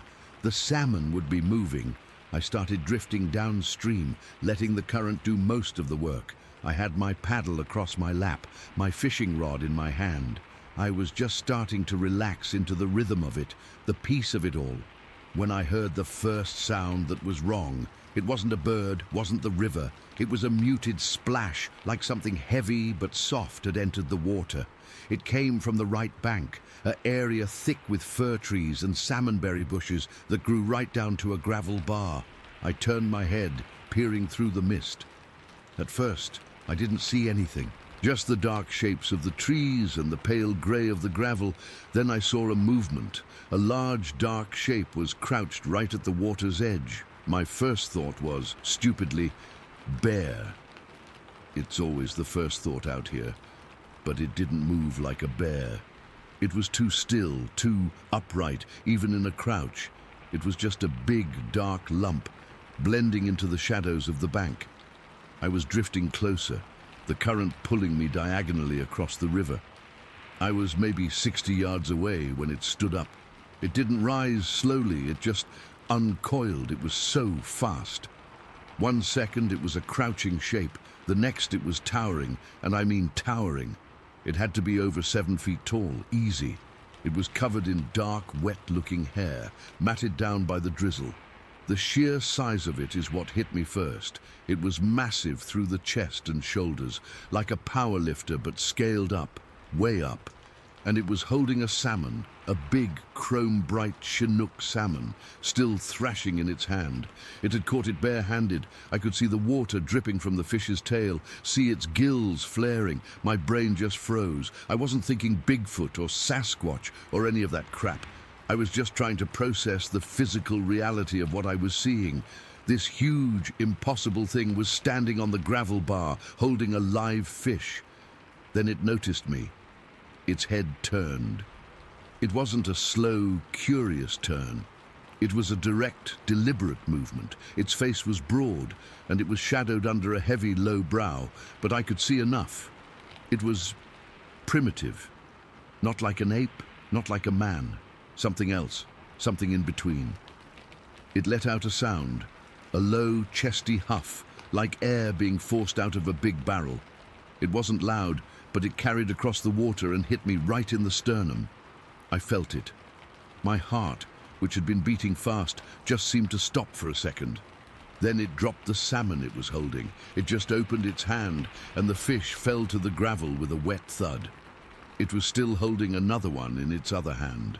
And then it stepped into the river. The water splashed up around its legs. It was big, so the displacement was huge. It took another step, and now it was mid-thigh deep in the current. It was coming toward me. That's the thought that finally broke through my shock. It's coming toward me. My mouth went completely dry. My hands, which were resting on my paddle, started to tremble. I couldn't make them stop. I was just frozen there, drifting, a sitting duck in this little aluminum canoe. It made another sound, deeper this time, a guttural rumble that seemed to vibrate in the air, and then it did something that I will never, ever forget. It raised the salmon it was still holding, and it slammed the fish down against the gravel bar. The sound was horrific, a wet, cracking smack. It wasn't just dropping it, it was a violent, powerful, overhand slam. I saw pieces of the fish fly off. I think it just exploded it. It took another step toward me, the water swirling around its powerful legs. It raised its arm, not in a wave, but just holding it up, and I saw how immense it truly was. The arm was thick, corded with muscle, and just long, so long. The hand was huge, fingers curled. It was a display, a pure, aggressive display of power. It was showing me how strong it was. I was beyond terrified at this point. This was a primal fear, the kind you read about, the kind that lives in the oldest parts of your brain. My bladder felt weak. I was shaking all over. I couldn't have paddled if I tried. I was just locked in place, watching this nightmare unfold. It huffed again, louder, a sharp, forceful hoof! And then it struck the water with its open hand. The slap was like a gunshot. It echoed off the trees, a sharp, concussive crack that was totally unnatural. A huge plume of water shot up, spraying mist everywhere. The wave it created radiated out and hit my canoe a second later, a small but sharp jolt that rocked me sideways. Water sloshed over the gunnels. That's what finally broke my paralysis. The physical sensation of the canoe rocking, the cold water on my legs. I stared at it, this thing standing in the river, water dripping from its raised arm, the mist swirling around it. The smell hit me then, a musky, pungent odor, like a wet dog but mixed with something else, something wild and foul, like old meat and damp earth. It was thick, and it made my stomach turn. We just looked at each other for what felt like an hour, but couldn't have been more than a few seconds. The entire encounter, from when it stood up, was probably less than 2 minutes. Then, it just stopped. It turned its head away from me, back toward the bank. It bent down, a fluid, powerful motion, and scooped up both salmon, the mangled one and the one it had dropped, in one of its huge hands. It didn't even look at me again. It just turned and waded out of the river, water streaming from its dark fur. It moved up the gravel bar with a strange, effortless grace for something so huge, and then it just vanished. 1 second it was there, stepping into the thick wall of salmonberry bushes, and the next, it was gone. No sound of branches breaking, no rustling. It was just absorbed by the forest. I sat there for I don't know how long. The canoe kept drifting, the drizzle kept falling, the river kept flowing. Everything was exactly the same as it had been 2 minutes before, but everything was different. My heart was hammering in my chest, a frantic, painful pounding that felt like it was going to break my ribs. I could feel it in my throat, in my ears. My hands were still trembling so badly I could barely grip the paddle. I finally managed to get a hold of it, and I started paddling, not downstream. No way! I turned the canoe around, and I started paddling back upstream toward the pullout. It was the hardest paddle of my life. My arms were like jelly. Every sound made me jump. A bird, a fish jumping, the gurgle of the water. I kept looking over my shoulder, expecting to see that dark shape following me along the bank. The smell, that musky, awful smell, seemed to cling to my clothes, to my hair. I could still smell it. I made it back to the pullout. My truck was still the only vehicle there. My hands were shaking so much, I could barely get the canoe strapped onto the roof. I kept scanning the tree line, expecting to see it standing there, watching me. I threw my gear in the back of the truck, not caring how it landed, and I got in and locked the doors. I sat there for a long time, just trying to breathe. My heart rate didn't go down for hours. I drove home, white-knuckling the steering wheel the whole way. I didn't stop for coffee, didn't stop for gas. I just went home. I didn't tell anyone for a long time. Who would believe me? I hardly believe it myself, but it happened. I was there. I saw it. I heard that wet crack when it smashed the fish. I felt the wave from its hand hitting the water. I smelled its smell, that feeling of vulnerability it left me with. That's the worst part. I'm a big guy, I can handle myself. I've spent my whole life in these woods. I thought I knew what was out there. I didn't know anything. That thing, whatever it was, showed me in less than 2 minutes that I was nothing. I was fragile. It could have smashed me just like it smashed that salmon. It chose not to. I don't know why. I'll never know why. I still go fishing, but I stick to lakes now. Open water. I can't handle the thought of not being able to see the bank, of something being able to just appear out of the trees like that. I still dream about it sometimes. I wake up with that smell in my nose and my heart trying to beat its way out of my chest. It was real, it was there, and I have no explanation for any of it. Story 9. All right, so I've never really talked about this in detail before, but it's been eating at me for a while now, and I guess I need to get it out there. This happened back in August 2019 up in Mount Rainier National Park. I was 33 at the time, and I'd been solo hiking for years. Never had any real issues, just loved the quiet and the challenge of being out there alone. That day, I picked a remote trail I hadn't tried before, one that wound through some seriously dense forest. It was supposed to be a solid day hike, something to clear my head. I started out early, maybe around 7 in the morning. The air was cool and crisp with that piney smell you only get in old-growth forests. Sunlight was filtering through the canopy in patches, and everything felt peaceful. I had my backpack with the usual stuff: water, snacks, a first aid kit, and a map. My boots were broken in, and I was feeling good, just putting one foot in front of the other, listening to the birds and the rustle of leaves. You know how it is when you're alone in the woods. Your mind kind of drifts, and you're just taking in the scenery. About an hour into the hike, I noticed something off to the side of the trail. At first I thought it was just some trash, or maybe a piece of clothing someone dropped. But as I got closer, I realized it was a pair of hiking boots. Not just discarded, though. They were shredded, like totally torn apart. The leather was ripped in long gashes, and the soles were almost peeled back. There were deep gouges in them, like something had taken a claw or whatever and just ripped into them. It was weird, but I figured maybe an animal had gotten to them, a bear or something. People leave stuff behind sometimes, right? But then I looked at the ground around them. It was all scuffed up, with these large, deep impressions in the dirt. Not like boot prints, more like something heavy had been standing there, and the marks were big, way bigger than a human foot. The soil was kicked up in clumps, and there were drag marks leading away into the underbrush. That's when I started feeling uneasy. My heart did this little skip, and I remember just standing there for a minute, staring at it all. I pulled out my phone to take a picture, but there was no service, which isn't unusual out there. So I just shrugged it off and kept going, telling myself it was probably nothing. The trail got thicker after that, with more fallen logs and dense ferns crowding the path. I started to get this prickly feeling on the back of my neck, like I was being watched. You know that sensation. It's hard to describe, but it's like your skin is crawling, and you keep glancing over your shoulder even though you don't see anything. At first, I tried to ignore it. I'm not the superstitious type, and I've spent enough time in the woods to know that your mind can play tricks on you.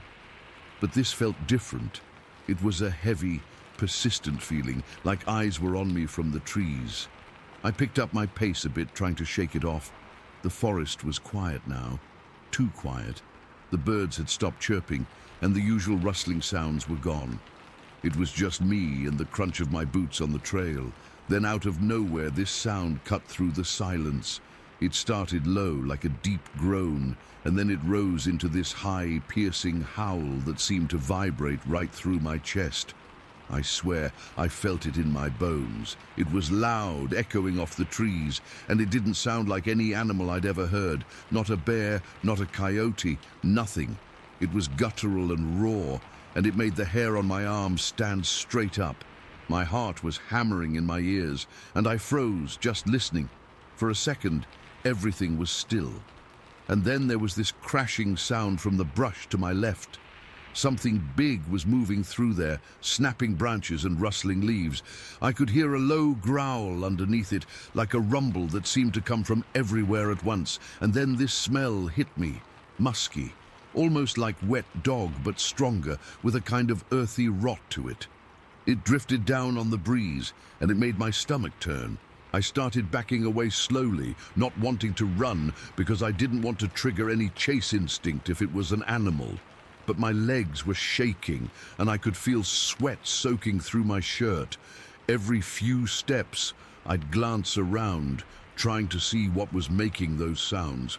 The crashing kept pace with me, moving parallel to the trail, and I could hear heavy footsteps, thuds that matched my own steps, like whatever it was knew exactly where I was.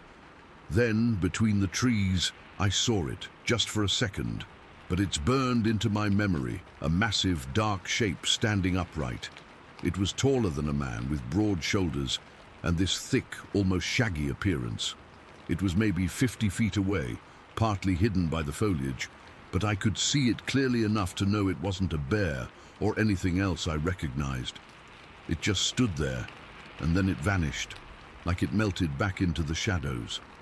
My breath caught in my throat, and I felt this cold dread wash over me.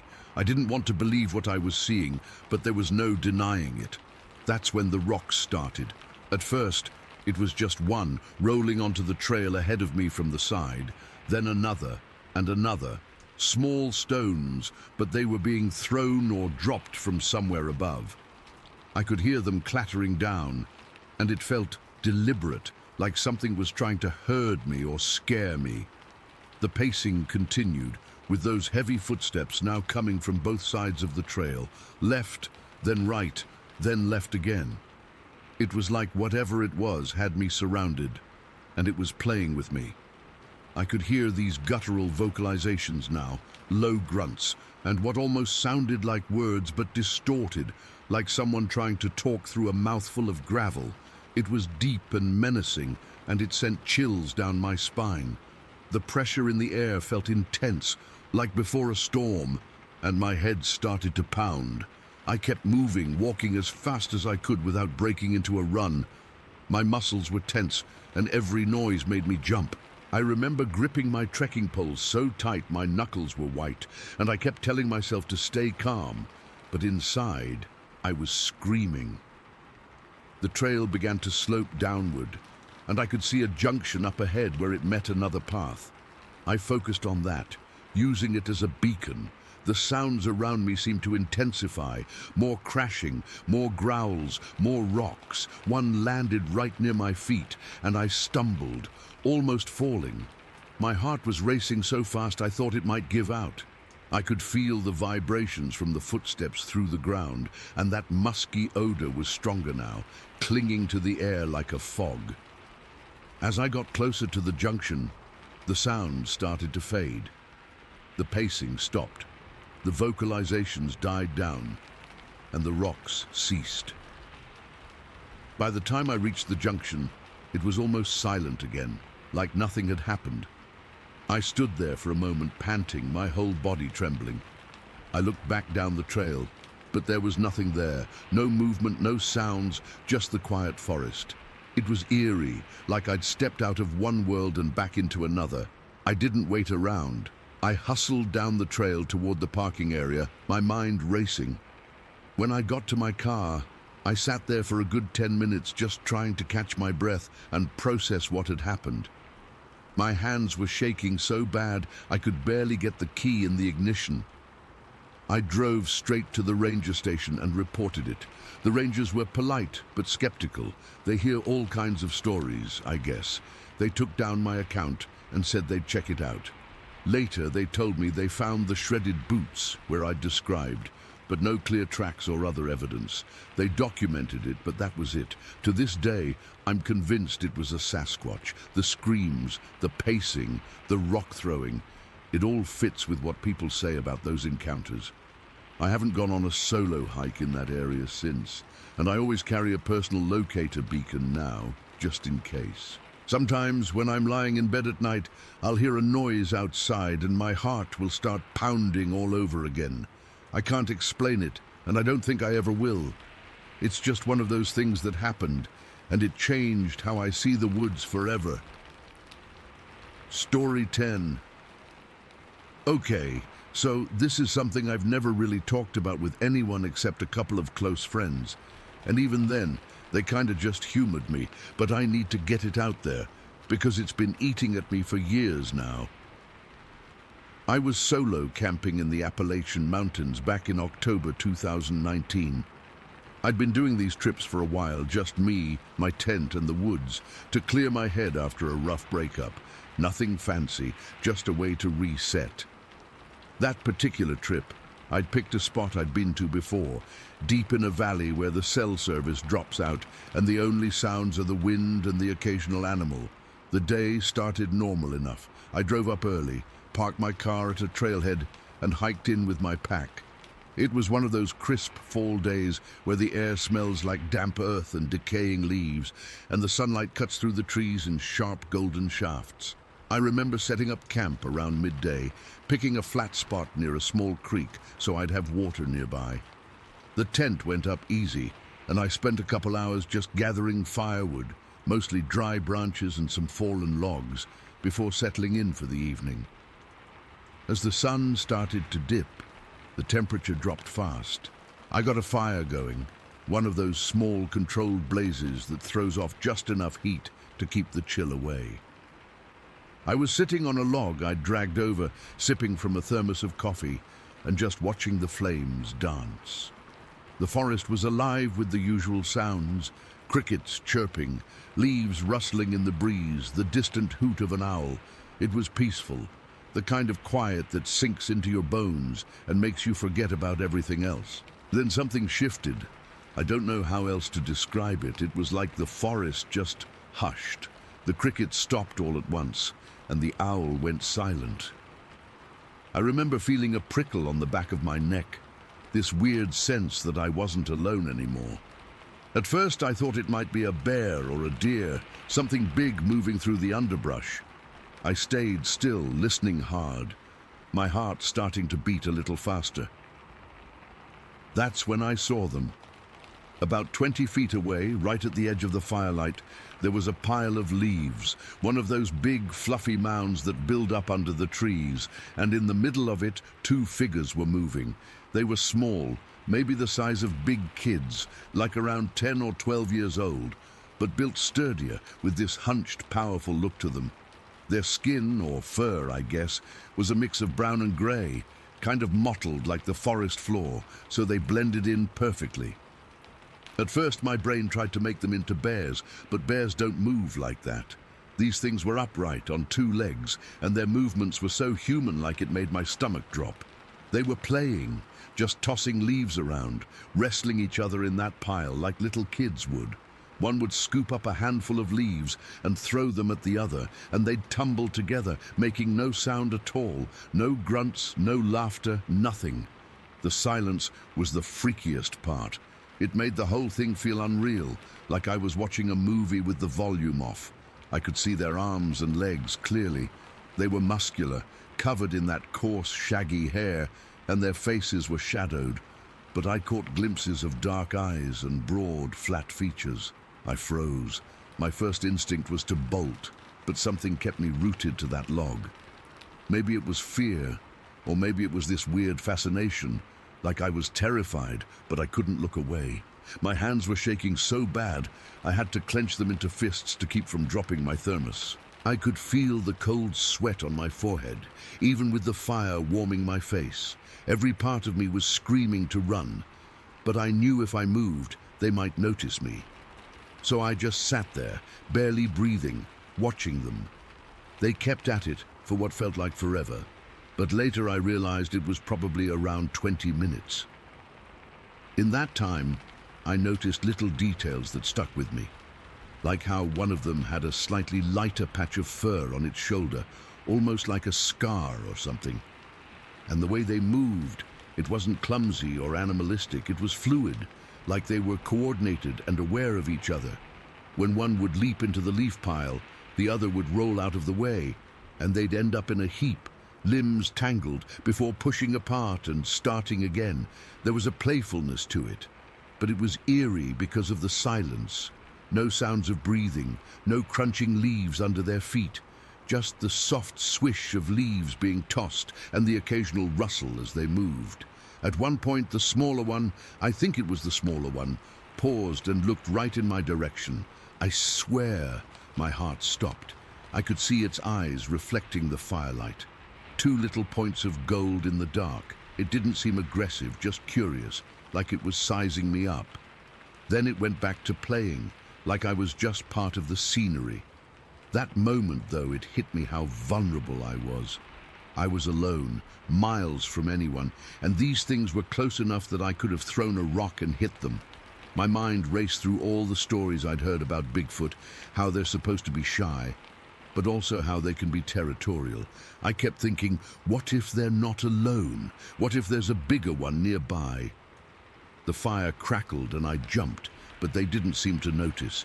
They just kept wrestling, tumbling over each other in that leaf pile. I remember how the leaves stuck to their fur, and one of them would shake them off like a dog, but silently. The whole time, the forest stayed dead quiet. No birds, no insects, nothing. It was like everything else was holding its breath too. Then, as suddenly as they'd appeared, they stopped. One of them stood up and the other followed, and they both looked off into the trees.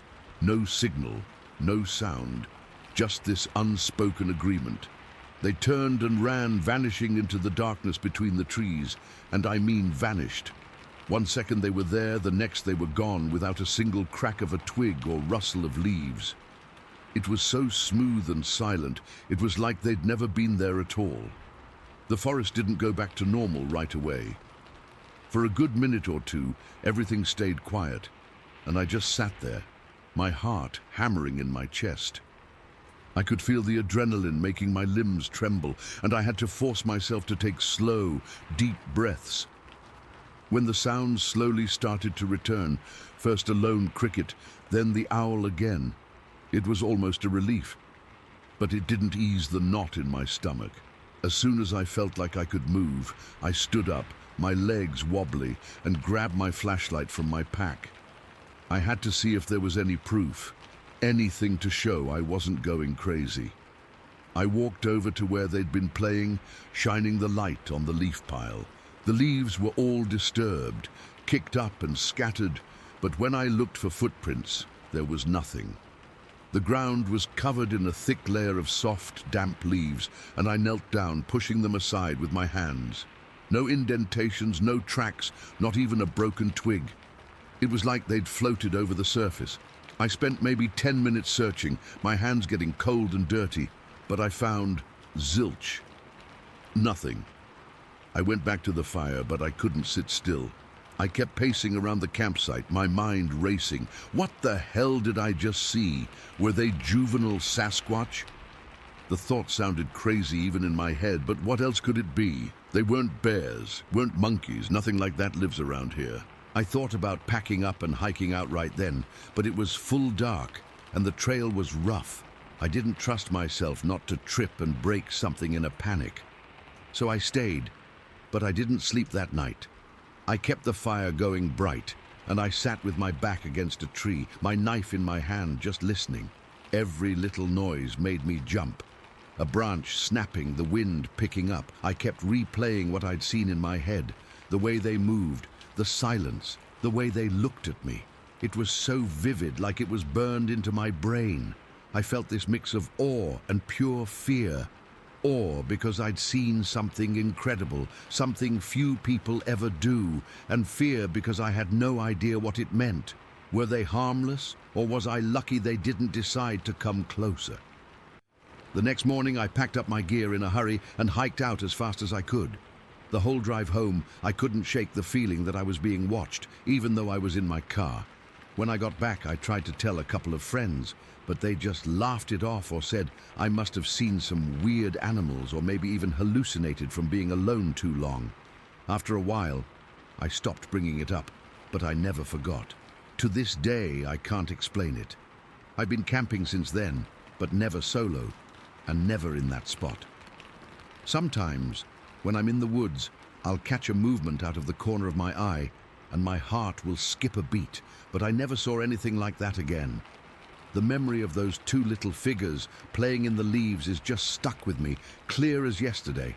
It's like this secret I carry around, this piece of the world that doesn't make sense. And every time I think about it, I get that same chill down my spine, like I'm back there, sitting by the fire, watching something I was never supposed to see. Story 11, see... It was one of those perfect summer days in British Columbia, the kind where the air smells like pine and wet earth, and the sun warms your skin without burning it. This would have been back in 2005. I was maybe 14, old enough to think I knew everything, young enough to still get genuinely excited about a family outing. We'd packed a cooler with sandwiches and sodas piled into my dad's Ford F-150. That truck was like a member of the family, all scuffed blue paint and rumbling engine, and driven out to this spot we loved near Seine. It wasn't a formal park or anything, just a quiet, open area off a logging road that my dad had found years before. You'd park in a wide gravel pullout, and a narrow trail led you down through a thicket of alder and cottonwood to the riverbank. The river itself was wide and milky with glacier silt, flowing fast and cold from the mountains. The sound of it was the first thing you noticed, a constant low roar that filled up the silence. It was our place. We'd go there to skip stones, have picnics, and just get away from everything. That day it felt more serene than ever, peaceful. I remember thinking that word specifically. It's funny how your brain latches onto things like that right before everything turns upside down. We'd been down by the water for maybe an hour. I was throwing rocks, trying to hit a half-submerged log on the other side. My mum was sitting on our old plaid blanket, reading a book. My dad and my older brother were talking about fishing, pointing at different spots in the current. Nothing was out of the ordinary. Eventually, my mum said we should probably head back. The sun was starting to dip behind the trees, and the air was getting that evening chill. We packed up our stuff, meandered back up the trail, the gravel crunching under our sneakers. The truck was parked maybe 50 feet from the top of the trail, facing the river. As we walked towards it, I happened to glance down towards the water. The angle from up there gave you a pretty good view of a wide, shallow section, maybe 300 meters away, and that's when I saw them. At first, my brain just wouldn't compute. I remember my feet stopping on their own. There were 4 black shapes standing in the shallows. My first stupid thought was, are those fishermen? But it was all wrong. They were just solid black. Not a speck of color on them. No jackets, no hats, no fishing rods. Just 4 tall black forms against the shimmering gray of the water. What is that? I said it out loud, my voice sounding thin and weird. My family stopped and looked where I was pointing. For a full minute, nobody said a word. We just stood there by the truck, staring. The longer I looked, the less sense it made. 2 of them were standing straight up, and 2 were bent over at the waist, their upper bodies parallel to the water's surface. It looked like they were drinking, but not cupping their hands or anything. It was like they were just putting their faces right down into the river. The ones standing were just still, unnaturally still. And the size, oh God, the size of them. That's what sent the first real cold jolt through me. The river there is wide, and the trees on the far bank are big, mature cedars. I used those trees as a scale, and my stomach just dropped. These things were massive. I'm not talking tall like a basketball player. I'm talking enormous. Their legs were like tree trunks. Their shoulders were impossibly broad and hunched. They were completely black from top to bottom, like they were made of shadow or carved from obsidian. There were no features, no eyes, no mouths, no clothing, just solid, dark, living silhouettes. A chill went down my spine, a physical sensation like ice water had been poured down my back. My skin prickled with goosebumps despite the warm air. I could feel my heart thumping hard against my ribs, a dull, fast rhythm. Are they people? My brother asked, his voice hesitant. In what? Full-body wetsuits? My dad replied, his tone low and serious. He wasn't joking. He had his hand shading his eyes, squinting. Nobody stands like that. And look at the size of them. That was the thing. Nothing fit. They were too big to be people. Their posture was all wrong. The bent-over ones were folded in a way that would be agony for a human back. The upright ones were too rigid, and they were silent. The only sound was the river. They didn't move. They didn't speak to each other. They didn't splash. They were just there, these monolithic black figures in the middle of our peaceful river. A weird mix of terror and a desperate, clawing curiosity took hold of me. We all felt it. We had to get a closer look. We had to know. Let's go around, my dad said suddenly, his decision made. We can drive to the other side, get a better angle. We practically scrambled into the truck. The doors slammed shut, a sound that seemed incredibly loud and final.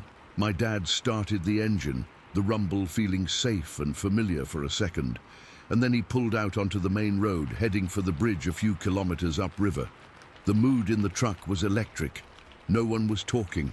My mum was just staring straight ahead, her hands clasped tightly in her lap.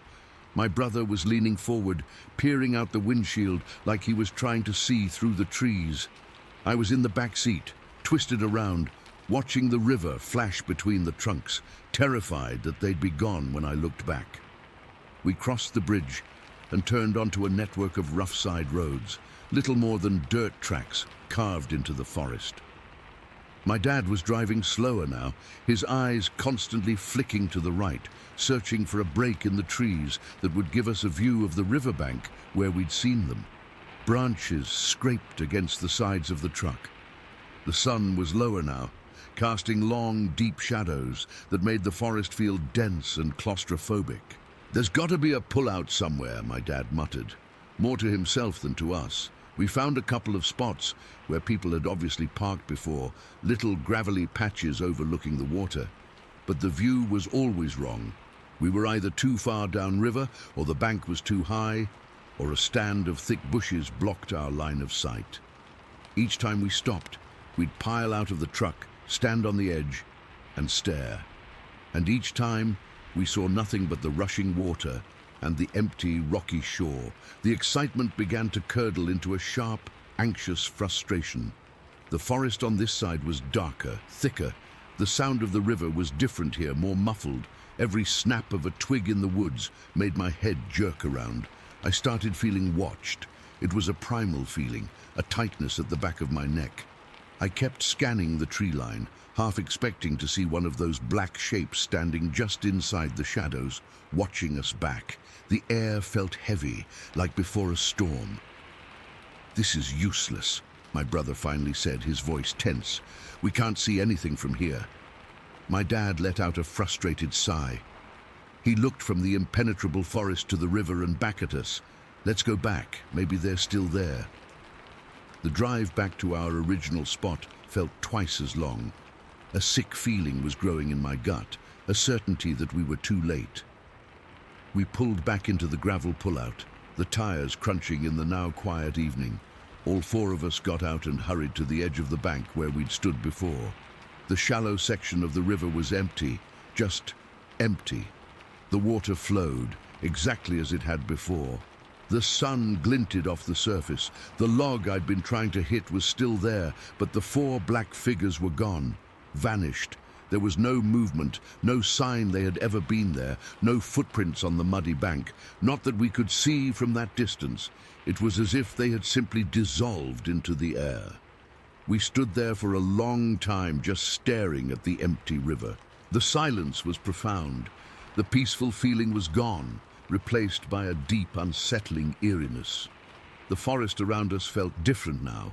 It didn't feel like our safe, familiar place anymore. It felt vast and old, and full of secrets we weren't meant to see. The ride home was quiet at first, then filled with a frantic, nervous chatter. We were all trying to process it, trying to find a logical explanation. "They had to be people," my mom said, but she didn't sound convinced. "Maybe in those dark wader suits for fishing." "Mum, they were 8 feet tall if they were an inch," my brother countered.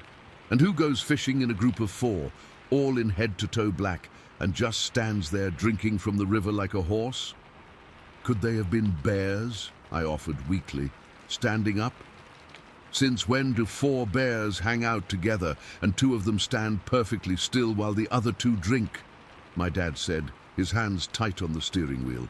"And bears aren't that vertical. Their proportions were all wrong. They were built like men, just gigantic men."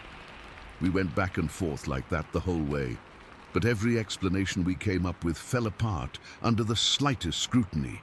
People, animals, a trick of the light.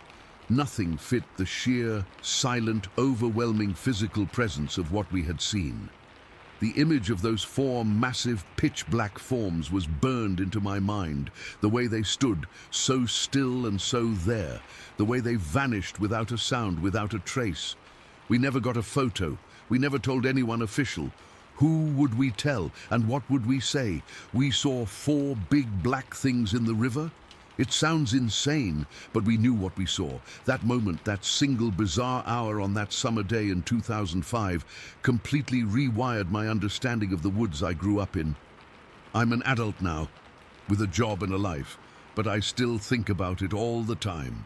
I've read other accounts online, stories from other people in British Columbia and up in the mountains, and a lot of them describe that same solid black color, that same impossible size, that same profound, intelligent silence. I don't know what they were. I don't like using the word Sasquatch because it sounds like a cartoon, but I don't have a better one. All I know is that we saw something that day, something real and physical and utterly terrifying, standing in the water as if they owned the place, and then they were just gone, leaving us with a mystery that has haunted our family ever since. The terror isn't a jump scare kind of fear. It's a slow, cold dread that comes from knowing, for just 1 minute, that the world is a much stranger and much bigger place than you were ever taught, and that you are not nearly as alone in the woods as you think you are. Story 12. I'd been staying in this old hand-cut log cabin way out in northern British Columbia, miles from anything. I drove up there on a snowmobile, hauling my gear through light snow, just looking for a week of solitude. The cabin was basic, no electricity, just a wood stove, a cot, and a few supplies. The first couple of days were quiet, normal stuff. I saw moose tracks, wolf prints, the usual. But then came that one day, the 14th of November. I remember it because it was the day everything went sideways, and I mean completely. I woke up that morning feeling off, like something was wrong right from the start. It was still dark out, maybe around 6 in the morning, and the cold was biting. I could see my breath in the air inside the cabin, and the wood stove had died down to embers. I got up to stoke it, and that's when I noticed the silence. Usually there'd be birds or the wind, but it was dead quiet, like the whole forest was holding its breath. I shrugged it off at first, thinking maybe a storm was coming, but the sky through the window was clear, with stars still shining. After I got the fire going, I decided to head out to the creek to refill my water bottles. I bundled up in my layers, thick coat, gloves, hat, and stepped outside. The snow was crunching under my boots, and the air was so cold it hurt to breathe. I'd only gone about 50 feet from the cabin when I saw them. Tracks. Not moose or wolf tracks. These were different. They were huge, like something massive had walked through there. I knelt down to get a better look. Each print was deep, sunk into the snow, and they were longer than my boot, maybe 16 inches or more. The stride was long too, like whatever made them was taking big steps. My heart started beating faster because I'd never seen anything like it. I know animal tracks, and this wasn't adding up. They looked almost human, but way too big, and the toes were splayed out weirdly.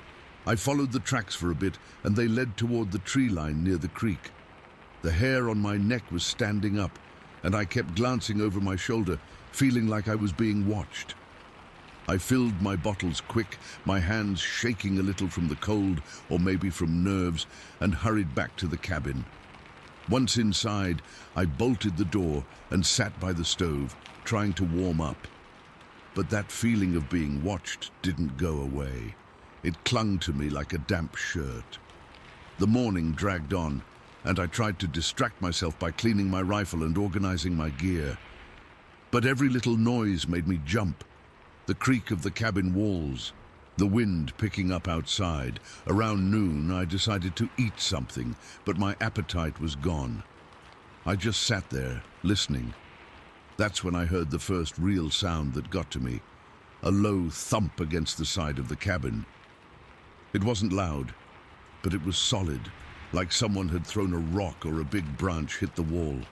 I froze, my spoon halfway to my mouth. I waited, ears straining, but nothing else happened. I told myself it was probably a falling icicle or snow sliding off the roof, but deep down I knew it wasn't. A couple of hours later, it happened again, this time harder. A series of thuds, like something was pounding on the logs. I stood up, my heart hammering in my chest, and peered out the window. Nothing there, just the empty snow and trees. But the sounds kept coming, rhythmic, like whatever it was wasn't in a hurry. I grabbed my rifle, my hands sweaty inside my gloves, and I just stood there in the middle of the cabin, pointing it at the door. I felt stupid, but I couldn't help it. The pounding moved around to the roof, and I could hear the logs groaning under the weight. It was loud enough that dust sifted down from the ceiling, and I saw a dent forming in one of the beams overhead. That's when I really started to panic. This wasn't some animal scratching around. This was something big, something strong. As the afternoon wore on, the sounds changed. Instead of pounding, I heard scraping, like something was dragging along the outside walls. It was slow, deliberate, and it circled the cabin over and over. I'd run to one window, then another, trying to catch a glimpse, but I never saw anything. Just once, I thought I saw a shadow move past the window. A dark, tall shape that blotted out the light for a second. My breath caught in my throat, and I backed away, stumbling over my own feet. The door latch started rattling then, not like the wind was doing it, but like someone was trying to get in. It jiggled hard, metal on metal, and I aimed my rifle at the door, my finger on the trigger. I was sweating despite the cold, and my legs felt weak. By evening, the light was fading, and I lit my lantern to see inside. The cabin felt smaller, like the walls were closing in. The scraping and pounding had stopped for a bit, and I thought maybe it was over. But then, around what must have been 8 or 9 at night, I heard something new. A deep, guttural sound from outside. It wasn't a growl exactly. It was lower, more like a rumble that vibrated through the floor. I turned off the lantern to see better outside, but it was pitch black now, with only a sliver of moon. I crouched by the window, peering into the darkness, and that's when I saw it. At first, I thought it was a tree or a trick of the light, but then it moved. A massive shape, upright like a person, but way taller than any man I've ever seen. It was pressing against the window, and the glass creaked under the weight. I fumbled for the lantern, my hands shaking so bad I almost dropped it. When I got it lit, I held it up, and the light reflected off 2 dull amber eyes staring right at me. They were set high up, way above where a person's eyes would be, and they didn't blink, just fixed on me, unblinking, like they were looking into my soul. I felt a chill run down my spine, so cold it felt like ice water. My whole body went rigid, and I couldn't move, couldn't even breathe. The creature was huge, covered in dark hair or fur, and its face was pushed against the glass, leaving a greasy smear where it touched. I could see the details, the broad nose, the deep-set eyes, and the way its breath fogged the window slightly. It stayed there for what felt like forever, but it was probably only seconds. Then, without a sound, it pulled back and vanished into the darkness. I stood there, frozen, until my legs gave out and I collapsed on the floor. I was trembling all over, my heart pounding so hard I thought it would burst. I don't know how long I sat there, but eventually I crawled to the door and barricaded it with a chair. Though I knew it wouldn't do much good, the rest of the night I didn't sleep. I just listened, every noise making me jump, expecting it to come back. When dawn finally broke, I packed my stuff in a frenzy, my hands still shaking. I didn't care about leaving anything behind. I just wanted out. I jumped on my snowmobile and gunned it, not looking back. The whole ride out, I kept expecting to see something in the trees, but I didn't. I made it to town, and that was it. I never went back to that cabin, and I've never told anyone the full story until now. To this day, I can't explain what I saw. Those eyes, that height, it wasn't a bear or anything I know, it was something else, and it's haunted me ever since. Story 13. It was the Tuesday before Thanksgiving, The air had that crisp, cold bite to it that makes your nose tingle, and I was out on our family land with my boy. He's 13. We were hunting. Our stand is way back in the deep woods, a good half-hour walk from the old truck trail we park on. This is in East Texas, near Jasper. Our family's owned this patch for generations, and I know these woods like I know the lines on my own hands, or at least I thought I did. The morning started normal, dead normal. We'd been in the stand since before first light, sipping hot chocolate from a thermos, watching the grey of the woods turn to a soft golden green as the sun came up. We saw a few squirrels, some birds. It was quiet, peaceful, the kind of quiet that sits heavy and comfortable on your shoulders. My son was leaning against the railing, his breath making little puffs in the air, his rifle propped next to him. He was so proud to be out there acting like a man. I felt that swell in my chest, you know, that pride you get watching your kid do something you love with you. Then the pig started screaming. It came from off to our left, down in the thick bottomland near the creek. I'd say it was about 130 yards away. I know that distance because I've paced it out 100 times fishing down there. It wasn't a normal pig sound. I've heard hogs get caught in briars. I've heard them fighting. This was different. This was a pure, undiluted terror scream, high-pitched, frantic, like something had it, and it knew it was dying right that second. It was so loud it felt like it was right next to us, even though I knew the geography put it further off. My son jerked upright, his eyes wide. "Mom," he whispered, his voice tight. I just held up a hand, my whole body gone stiff. I was listening so hard my ears hurt. The scream cut off, not like it trailed away. It was like someone flipped a switch. 1 second, this awful, piercing shriek was ripping through the woods, and the next, nothing. Absolute, total silence. That was the first thing that felt wrong. The woods are never silent, even when it's quiet. There's always something, a bird, the wind in the pines, something. This was a dead silence, a held breath kind of silence. It was heavier than the quiet from before. This was a blanket that smothered everything. We just sat there, frozen, for what felt like 5 minutes. I remember looking at my son and seeing the color drain from his face. He's a tough kid, but his bottom lip was trembling just a little. I reached over and put my hand on his arm. It was ice cold. Then the deer came. We heard them before we saw them, a crashing and snapping of branches that was way too frantic. 3 of them, a doe and 2 yearlings, burst out of the tree line not 50 yards from our stand. They weren't running like deer normally do, that graceful bounding run. They were panicked, stumbling, scrambling, their eyes rolling white with a fear I've never seen in an animal. They blew right past our stand without even a glance, just pure, mindless flight. One of the yearlings actually slammed sideways into a pine tree, got up, and kept running like it hadn't even felt it. My heart was hammering against my ribs now. Something had spooked those deer from the same direction as the pig. Something big, something bad. My mind started racing through the possibilities. A mountain lion. We haven't had a confirmed one in this county in years.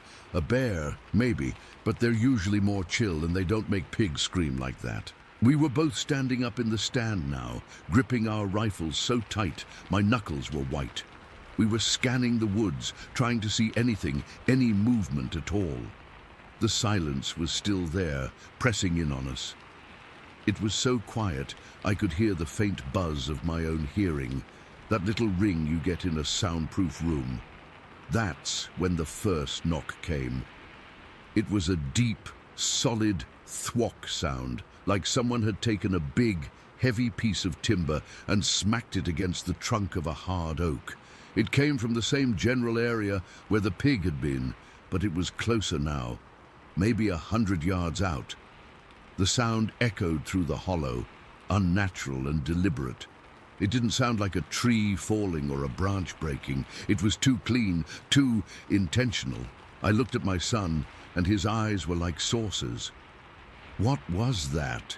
he breathed out, his voice barely a whisper. Before I could even form a lie to make him feel better, Another knock answered from our right, further away, but the same kind of sound, a heavy wooden crack. Then, a few seconds later, a third one came from almost directly behind us, deeper in the woods we'd walked through to get here. My blood went cold. This wasn't an animal. Animals don't coordinate, they don't talk to each other with wood knocks. This was something else. My mind flashed back to things I didn't want to think about. Stuff my granddaddy used to mutter about when he'd had a few too many whiskies. Stories about the woods that I'd always written off as old-timer nonsense. We were surrounded. That was the only thought in my head. Whatever was out there, there were at least 3 of them, and they were communicating. They were talking about us. We stood there, trapped in that little wooden box 20 feet up a tree, for what felt like an hour. It was probably only 10 minutes. The knocks kept up, not constant, but every minute or two one would ring out from a different direction. It was like they were herding us, or just letting us know they had us circled. I've never felt so exposed. That stand, which had always felt like a safe little fort, suddenly felt like a cage. A spotlight was on us. Then the growl started. It didn't come from any one direction. It seemed to come from everywhere at once. Low and rumbling at first, like distant thunder, but it built and it changed. It became this deep, guttural, warbling sound. It wasn't a bear. I've heard bear recordings. This was different. It was lower, with this weird, vibrating quality to it, like 2 sounds were happening at once. A roar and a growl layered over each other, and there was something in it, something that sounded almost intelligent. It wasn't just a noise of anger, it felt like a warning, a promise. When that sound hit, my son broke. A full-body shudder went through him and he started to cry, silent tears just streaming down his face. He was trembling so hard the whole stand was shaking. He grabbed onto my jacket sleeve, his fingers digging into my arm. "Mom, I'm scared," he choked out. "I want to go home." I was scared too. I was so terrified I could taste it, a coppery, metallic flavor in the back of my throat. My legs felt like water. But hearing him say that, seeing him so completely freaked out, something switched in me. The mama bear instinct, I guess. The fear was still there, a cold rock in my gut, but on top of it was this white-hot need to get my boy out of there. All the other stuff came rushing back to me then. The things we'd tried to forget.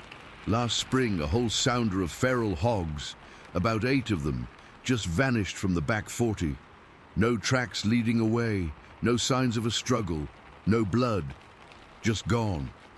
A week later, one of our neighbor's calves was found dead, but not eaten. Its neck was broken, and it was laid out straight, with the ropes from the temporary pen coiled up neatly side by side next to it, like someone had tidied up. We'd blamed it on 2-legged varmints at the time, poachers or something, but it never sat right. Poachers don't take the time to coil ropes. They just run. This was the same thing. This was whatever had been on our land, taking our animals, and now it was letting us know it was here, and it was playing with us. The growl faded away, but the silence that followed was even worse.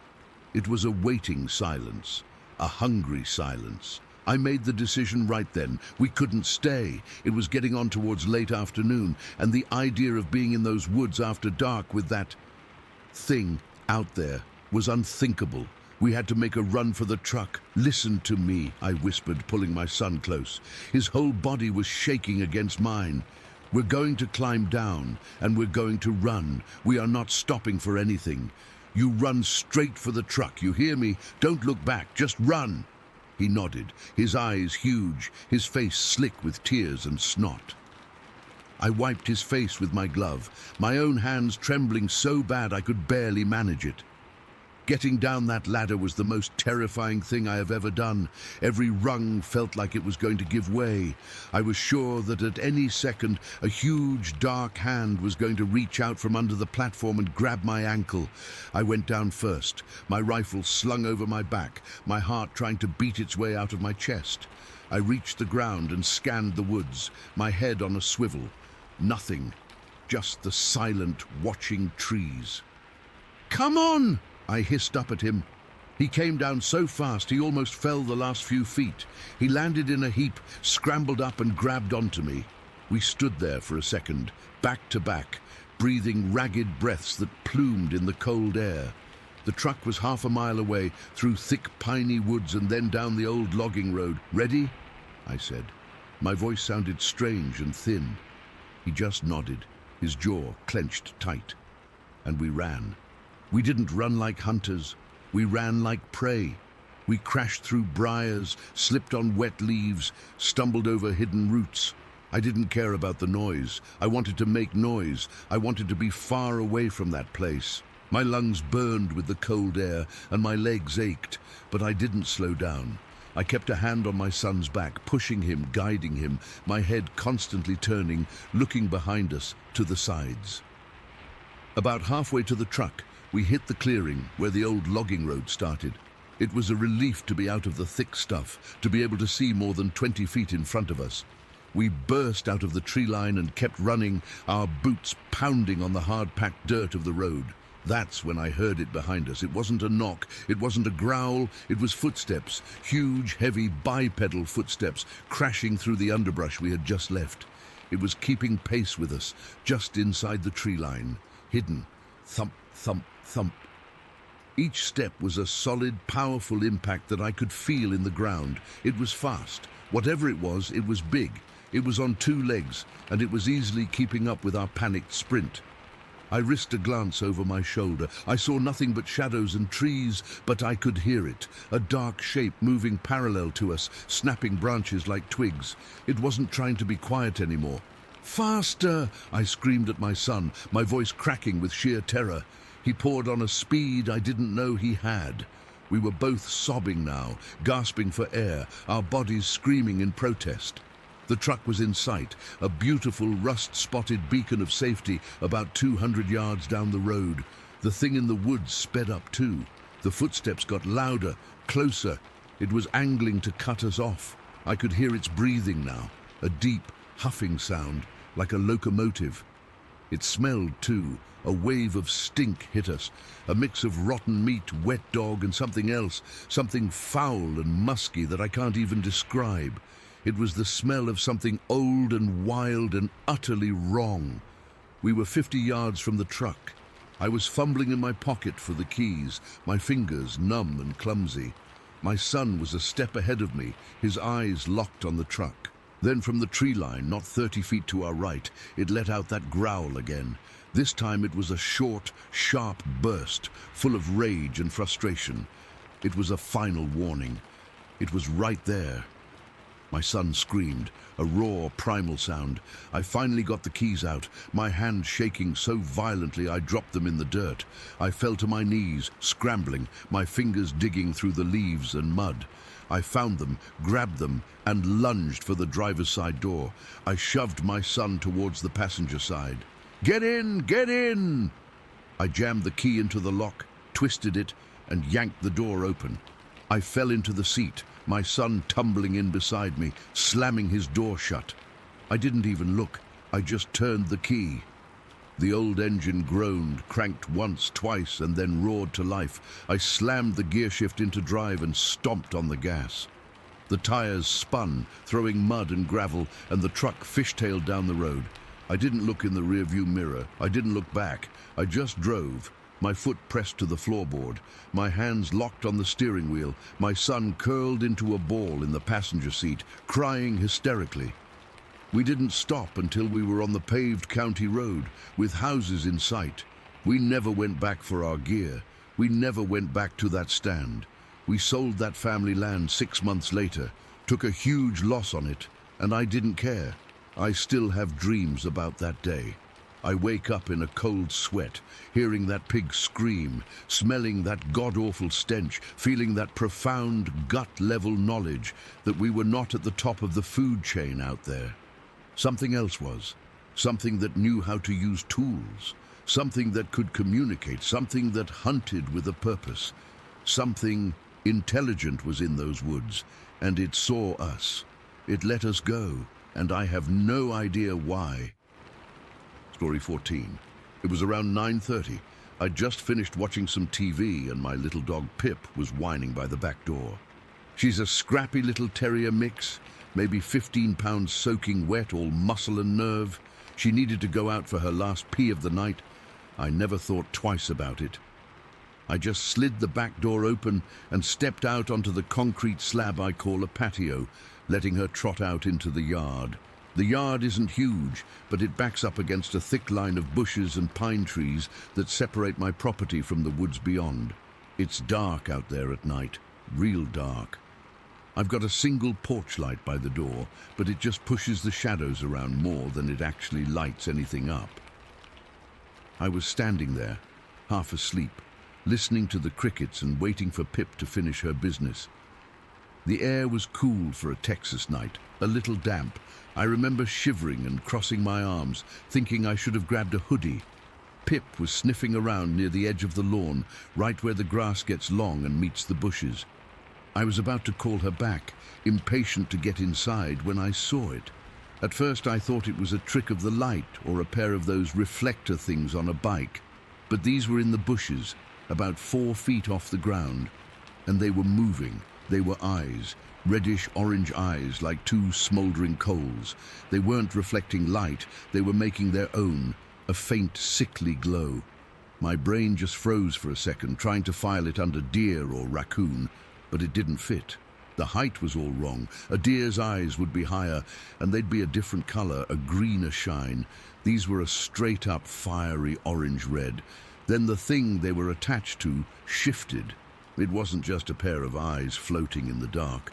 The bushes rustled, not a small animal rustle, but a heavy, solid movement, the kind a person would make. The shape that rose up from behind the foliage was big. I'm 6 feet tall, and whatever this was, it was taller. It was just a massive, dark silhouette against the slightly less dark trees, but I could make out the outline of broad, rounded shoulders and a thick, powerful-looking torso. It was covered in what looked like fur, a deep, shaggy black or dark brown, and on top of its head I could see 2 distinct pointed ears like a wolf's, but set on something that was absolutely not a wolf. My breath hitched in my throat. It was a physical feeling, like a cold hand had grabbed my windpipe. I couldn't make a sound. I just stood there paralyzed, staring at this thing that was staring right back at me. Its head was large, blocky. I couldn't see a neck. It was just this huge upper body with those awful, glowing eyes fixed on me. That's when I remembered Pip.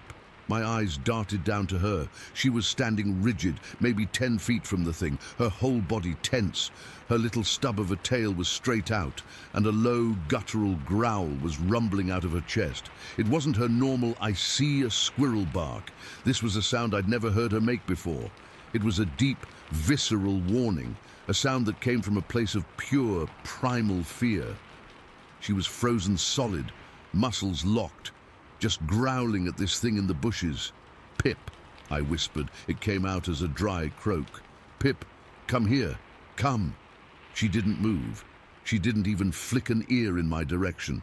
It was like she was hypnotized or trapped. The thing in the bushes didn't move either. It just stood there, a living statue watching us. The silence was the worst part. There were no crickets anymore. The whole world had gone dead quiet, like the woods themselves were holding their breath. Then, the terror moment, the moment that's burned into the back of my eyelids.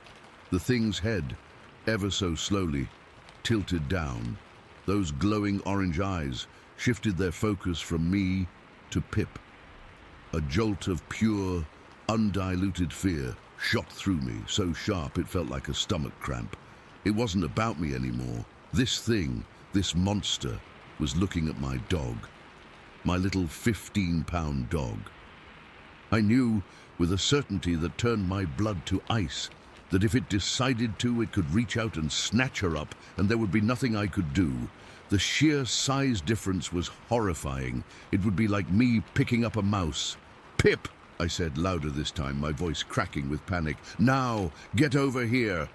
Nothing, still frozen, still growling that terrible low growl. My mind was racing, a frantic, disjointed mess. What is that? Bear? No, wrong shape. Person in a costume, in these woods at night. Why are its eyes glowing? The logic part of my brain was short-circuiting. All that was left was the animal part, screaming at me that my dog was in danger. I took a step forward, my legs feeling like wet noodles. I was terrified to get closer to that thing, but I was more terrified of leaving Pip out there. "Leave her alone!" I yelled into the darkness, my voice sounding thin and pathetic. The sound of my shout seemed to hang in the air. The creature's head slowly tilted back up, and those orange eyes locked onto me again. There was no malice in them, no anger. It was worse than that. It was a flat, empty, curious gaze. It was studying me. The complete lack of fear from it was what made my skin crawl. It wasn't scared of my yell. It wasn't scared of my dog's growling. It was just observing. That's when my survival instinct finally overrode my fear. I lunged forward, my heart hammering against my ribs like it was trying to break out. I didn't run towards the thing. I ran a wide arc, my eyes glued to it until I could scoop Pip up into my arms. The second my hands touched her, she snapped out of it, yelping and squirming. She was trembling all over, a full-body shake. I didn't look back. I clutched her to my chest, her little heart beating a frantic rhythm against my palm, and I ran for the door. I've never moved so fast in my life. My shoulder slammed into the doorframe as I scrambled inside, but I didn't even feel it. I fumbled for the lock on the sliding glass door, my fingers slick with sweat, and finally slammed it shut and threw the deadbolt. I stood there panting, my back pressed against the cool glass, Pip still shivering in my arms. I peered out into the yard, into the deep blackness where I'd seen it. Nothing. The bushes were still. The eyes were gone. It was just dark. For a long time, I just stood there listening to the blood pounding in my ears. I put Pip down, and she immediately scurried under the kitchen table, hiding. I felt like doing the same. My whole body was trembling. I walked through my house, checking every lock on every door and window, my movements jerky and rushed. The normal shadows in my hallway seemed menacing. Every creak of the floorboards made me jump. I kept going back to the back door, peering out into the nothing. My mind was replaying it on a loop. The height of it, the width of the shoulders, the pointed ears. Those goddamn glowing orange eyes looking down at my dog. The memory made me feel cold and hollow inside. I couldn't just go to bed. I was wired, buzzing with adrenaline. I knew I wouldn't sleep, so I did the only thing that felt productive. I went into the garage and dug out the 2 motion-activated security lights I'd bought on sale months ago and never gotten around to installing. My hands were still unsteady as I screwed the first one into the eave of the house, pointing it towards the tree line. The second one I put on the corner of the garage, covering the side yard. It was past midnight by the time I finished. The physical work, the simple act of screwing in a light bulb, helped calm the shaking in my hands a little. I went back inside, feeling a tiny, fragile sense of control. I had lights now. If anything moved out there, I'd know. I sat on my couch in the dark living room, with all the indoor lights off so I could see out, and I just waited. Pip had crept out from under the table and was curled up next to me, pressed against my leg, still shivering every now and then. The night was silent again.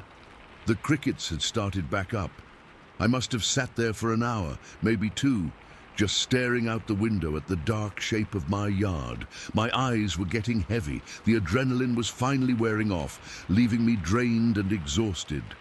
I was just about to give up and try to go to bed when it happened. Thump.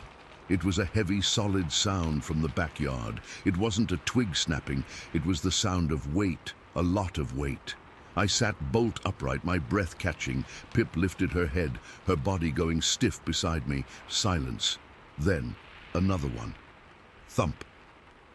It was closer this time, right at the edge of the patio. My eyes were wide, straining to see through the window.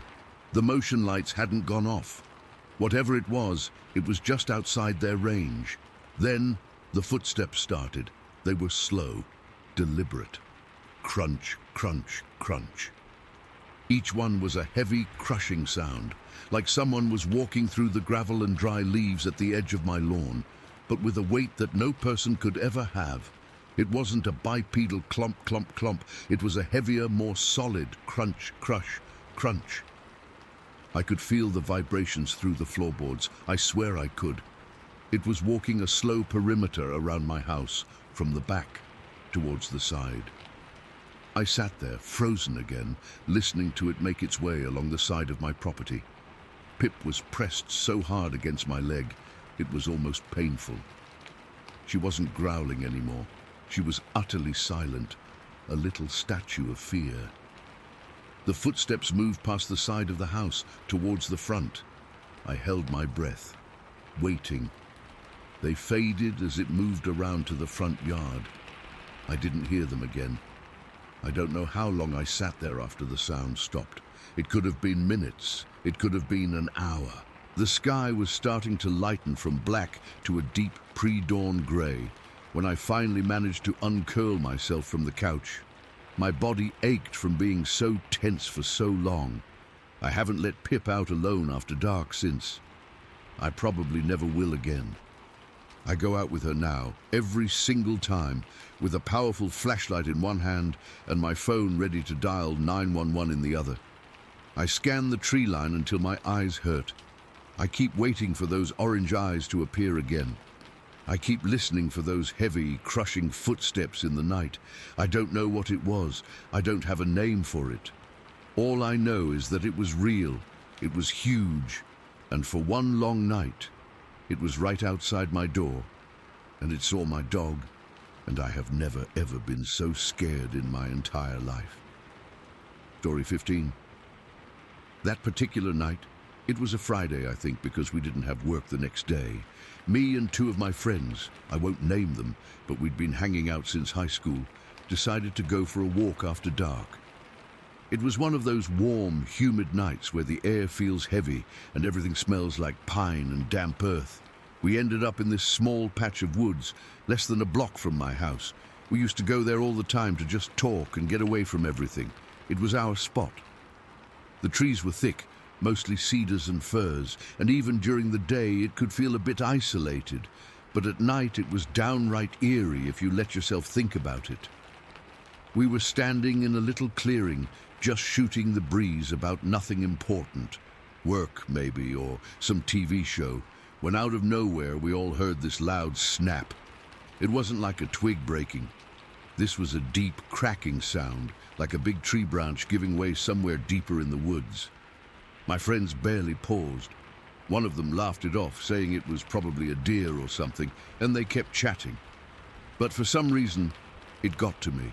I've always been the curious type, you know? I needed to know what made that noise, so I told them I was going to check it out, and I started walking toward where the sound came from. The moment I stepped away from them, the atmosphere changed. The woods got quieter, like everything was holding its breath. I could hear my own footsteps crunching on the dead leaves, and my heart was already starting to beat a little faster. The moonlight was filtering through the canopy, casting these weird, shifting shadows that made it hard to see clearly. I remember the ground was soft under my boots, and I had to push aside low-hanging branches as I went deeper. The air felt cooler away from the clearing, and I could smell that distinct mix of rotting wood and fresh pine. It's a smell I'll always associate with that night. I kept walking for what felt like forever, but was probably only a few minutes. My friends' voices faded behind me, and I started to feel this unease creeping up my spine. It was like that feeling you get when you know you're being watched, but you can't see anyone. I almost turned back a couple of times, but something pulled me forward. Then, up ahead, about 20 feet away, I saw it. At first I thought it was a tree or a shadow, but then it moved slightly and I realized it was a figure, a massive one.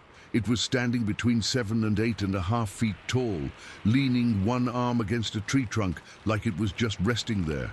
The summer foliage was so dense that I could only see it in silhouette, but even from that, I knew it wasn't human. The proportions were all wrong, too broad in the shoulders, too tall, and it had this sort of hunched posture. But what got me was that it was staring right at me. I mean directly at me, and even in the dim light I could feel its eyes on me. My blood ran cold, and for a second I couldn't move. My legs felt like they were rooted to the spot, and my breath caught in my throat. I could hear the blood rushing in my ears, and my hands started to tremble. I don't know how long I stood there, but it felt like an eternity. My mind was racing, trying to make sense of what I was seeing. Was it a bear? No, bears don't stand like that, and they don't lean on trees like a person would. This thing was upright, and it had an arm resting casually, almost like it was waiting for something. The silence around us was deafening. No birds, no insects, nothing. Just the faint rustle of leaves in the breeze. I could feel the hair on my arms standing up, and a cold sweat broke out on my forehead. I knew I had to get my friends, but I was terrified to take my eyes off it. Somehow, I managed to find my voice. It came out as a shaky whisper at first, but I raised it enough to call out to my friends, "Hey, come here, now!" I didn't look away from the figure, and it didn't move either, just kept staring. I heard my friends start to approach, their footsteps getting closer, and that's when the creature moved. It turned its head slowly, like it was acknowledging them, and then it just walked away. Not in a hurry, not like it was scared. It was calm, almost deliberate. It stepped onto the road that cut through the woods, and for a second I saw its silhouette against the slightly lighter sky. It was huge, and it moved with a grace that didn't match its size. That's when the fear fully hit me. All the adrenaline surged through my body, and I turned and ran. I didn't look back, not even once. I just bolted down the trail, my heart pounding so hard I thought it would burst out of my chest. My legs were shaking, and I stumbled a couple of times, but I kept going. I could hear my friends shouting behind me, but I didn't stop until I was out of the woods and back on the street. When I finally slowed down, I was gasping for air, and my whole body was trembling. My friends caught up to me, and they were asking what happened, but I could barely get the words out. I just kept saying, "Did you see it? Did you see it?" But they hadn't. They'd only seen me running like a maniac. We stood there for a minute, and I tried to explain, but my voice was still shaky. They believed me, though, because they could see how terrified I was. I've never been one to panic over nothing, and they knew that. We ended up going back to my place, and I spent the rest of the night jumping at every little sound. I couldn't sleep. Every time I closed my eyes, I saw that figure staring at me. Its eyes, I couldn't see them clearly, but I felt them, like they were boring into me. The silence after it left was almost worse than the encounter itself. It was like the woods had gone back to normal, but I knew something was off. The next part is what really cemented it for me, but I'll keep it brief because the horror of that night is what sticks with me. The following day, we went back to the spot in daylight, and I showed them where I'd seen it. I know those woods like the back of my hand, and I immediately noticed fresh paths trampled through the brush, exactly where the figure had been and in the direction it walked. We found broken branches everywhere, and one tree was snapped clean in half, like something huge had shoved it over. But the craziest thing was a large tree that had been uprooted from the ground. I'd never seen anything like that before. The roots were torn out, and the soil was disturbed in a way that didn't look natural. It was like something with immense strength had just pulled it out. A few nights later, I was walking with one of my friends about 400 yards from that forest, and it was foggy, thick, rolling fog that made it hard to see more than a few feet ahead. We both stopped at the same time because we heard something massive crashing through the trees. It lasted for about 5 minutes, this loud, relentless noise like something big was moving through the undergrowth, and then it just stopped. We didn't stick around to find out what it was, but that first night, that's what haunts me. The memory of that towering figure, the intense stare, and the eerie silence that followed. I've never been able to explain it, and I doubt I ever will. It's been years, but I still get that same cold feeling whenever I think about it. I never went back into those woods at night again, and I probably never will. Whatever it was, it felt real, and it left me with a fear that stuck with me to this day. Story 16. All right, I'm just going to type this out. I've never posted anything like this before, but I've been reading this forum for a while now, and I guess I finally feel like I have to get it off my chest. This happened to me a few years back, in February of 2017. I still think about it all the time, especially when I'm trying to fall asleep. It's just there, waiting in the dark behind my eyes.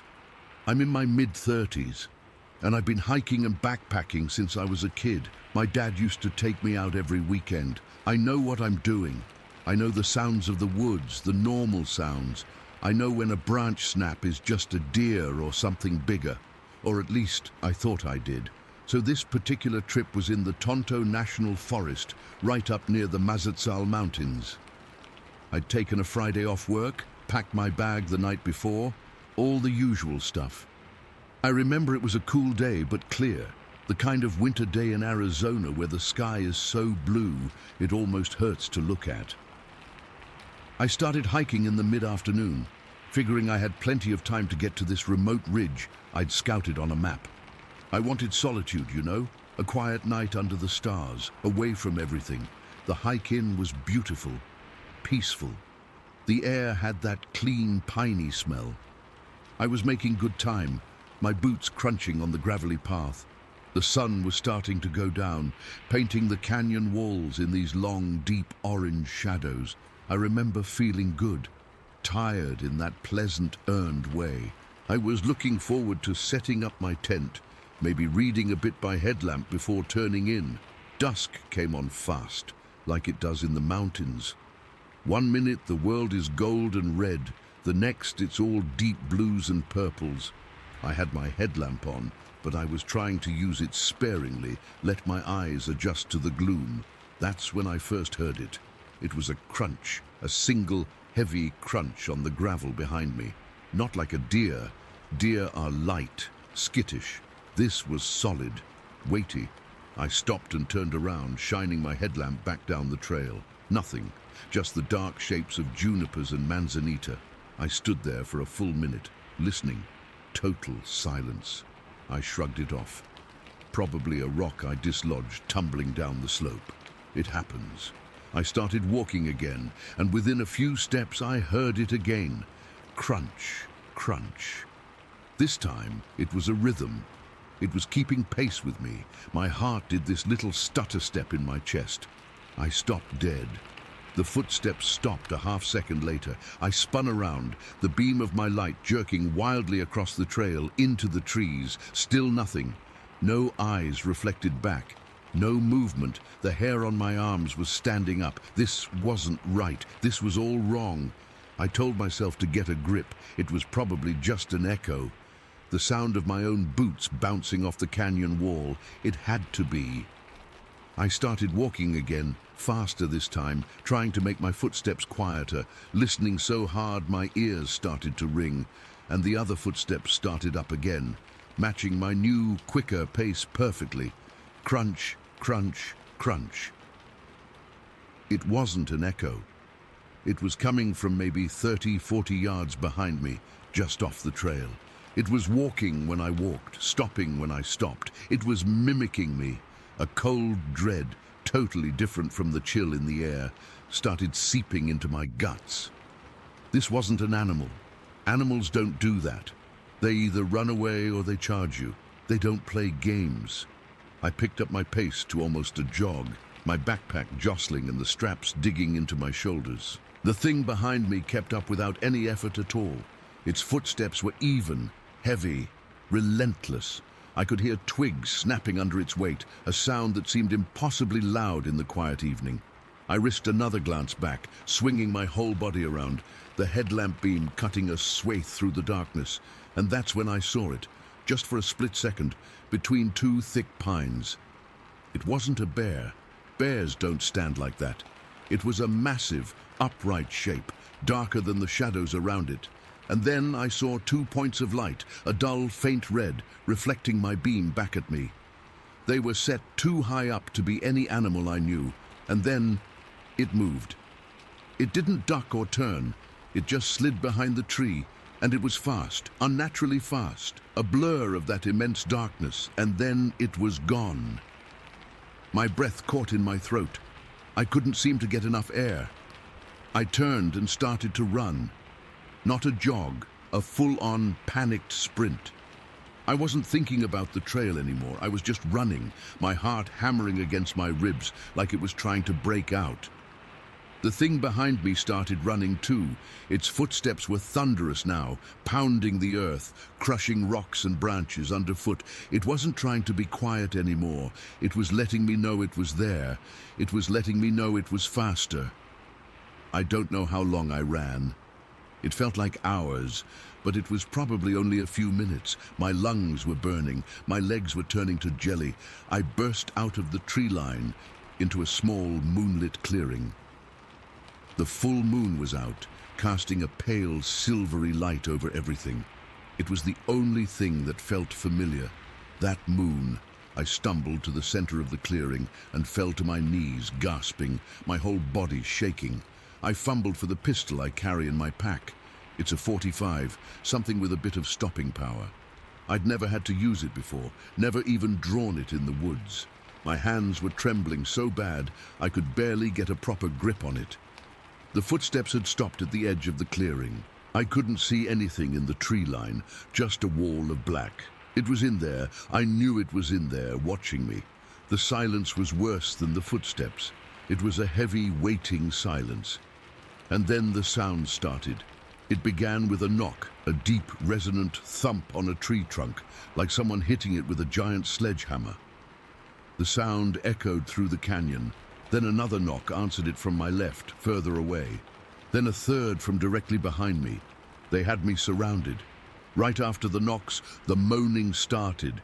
It was low and guttural, not like any animal sound I'd ever heard. It was a sound that seemed to vibrate in my own chest. It was full of, I don't know, malice isn't quite the right word. It was more primitive than that. It was pure, raw aggression. The moans were coming from all around the clearing now, overlapping, weaving together. It was a chorus of something ancient and angry. I was frozen, kneeling in the dirt, swinging my gun and my headlamp in wild arcs, trying to find a target. There was nothing to shoot at, just the knocking and that horrible, vibrating moaning. I was sobbing, I think. I remember the taste of salt and snot on my lips. I was completely unraveled. This was it. This was how I was going to die. Then everything stopped. The knocking ceased. The moaning cut off. The silence rushed back in, somehow more terrifying than the noise. It lasted for 5 heartbeats, 10, and then it happened. There was an explosion of sound from the trees to my right. It wasn't a run, it was a charge, a full-on, earth-shaking, violent charge. A shape erupted from the darkness, impossibly huge, blotting out the stars as it came. It was on 2 legs, and it was covering ground faster than anything I've ever seen. It was a wave of pure muscle and shadow, and the sound it made... God, the sound. It wasn't a roar. It was a guttural, screaming roar, a sound of absolute, unhinged fury. It was the angriest sound I have ever heard, and it was aimed directly at me. I didn't think. There was no thought. My body just reacted. I raised the pistol, not at the thing, but straight up into the air, and I pulled the trigger. The gunshot was deafening. It ripped through the night, shattering the silence and that terrible scream, and the creature stopped. It halted its charge so abruptly it was like it hit an invisible wall. It was maybe 20 feet from me. I could feel the heat coming off it, or maybe that was just my own terror. I could smell it, a thick, musky, foul odor like wet dog and old meat and something else, something sour. It stood there towering, and I could finally see it clearly in the moonlight. It was covered in dark, matted hair. Its shoulders were massive, hunched. Its arms were long, hanging past its knees. And its eyes, they weren't red anymore. They were just dark pits in a face that wasn't quite an ape and wasn't quite a man. It was a face of pure primal intelligence. It wasn't just a dumb animal. It knew what the gun was. It knew what the sound meant. It let out a low, rumbling huff, a sound of pure contempt. Then it took a step back, then another. It never turned its back on me. It just melted backwards into the tree line, its heavy footsteps receding until they were gone. I don't know how long I sat there. I couldn't move. I just clutched the gun, my finger still on the trigger, staring at the spot where it had vanished. The normal night sounds were gone. The woods were dead silent. Eventually, a shivering fit took over my body, great racking shudders that felt like they would tear me apart. I managed to get a small fire going, using hands that felt like they belonged to someone else. I spent the rest of the night huddled next to it, my back against a rock, the gun in my lap, staring into the flames. I didn't sleep. I didn't even blink. Every rustle of a leaf, every pop from the fire sent a fresh jolt of terror through me. That musky smell hung in the air all night long, a constant reminder. When the sun finally started to come up, turning the sky gray, I felt like I was returning from the dead. The world looked the same, but it wasn't. It was different now, tainted. I forced myself to stand up, my joints screaming in protest. I had to see. I had to know I wasn't crazy. I walked over to the edge of the clearing where it had charged from. The ground was soft there, damp from a recent rain, and I saw them, the footprints. They were huge. I wear a size 12 boot, and I put my foot next to one of the impressions. It was easily twice as long and twice as wide. The stride between them, it was enormous. I'm 6 feet tall, and I couldn't even come close to matching the distance between one print and the next. Whatever made these was massive and powerful. I followed the path of broken branches and crushed undergrowth back into the trees. It was like a bulldozer had plowed through there. I packed my gear in a blind hurry and got the hell out of there. I didn't stop hiking until I was back at my truck, miles away. I sat in the driver's seat for a long time, just gripping the steering wheel before I could even turn the key. I reported it to the Forest Service a few days later. The guy on the phone was polite, took down my information, but I could hear the skepticism in his voice. I didn't care. I just had to tell someone official. I haven't been solo hiking since. I can't. The thought of being that alone, that vulnerable again, it makes my stomach clench. I go out with friends sometimes, but I'm always on edge, always listening. I'm forever haunted by two things. First, the raw, terrifying power of that charge. I have never felt so small, so utterly helpless. But worse than that was the intelligence, the way it stalked me, mimicked me, surrounded me with its family, its pack. I don't know. The way it understood the gunshot. It wasn't just a monster. It was something that knew what it was doing, and I have no idea what it wanted with me that night, or why it let me go. I just know that something is out there in those mountains, something old and smart and angry, and it knows that I know it's there. Story 17. It was a hot, lazy afternoon, the kind where the air feels heavy and the sun beats down so hard you can see the heat shimmering above the blacktop road. We were bored out of our minds. There was no cable TV out there, and we'd already read all the comic books we'd brought. So we were just sitting on the porch swing, the rusty chains squeaking every time we moved.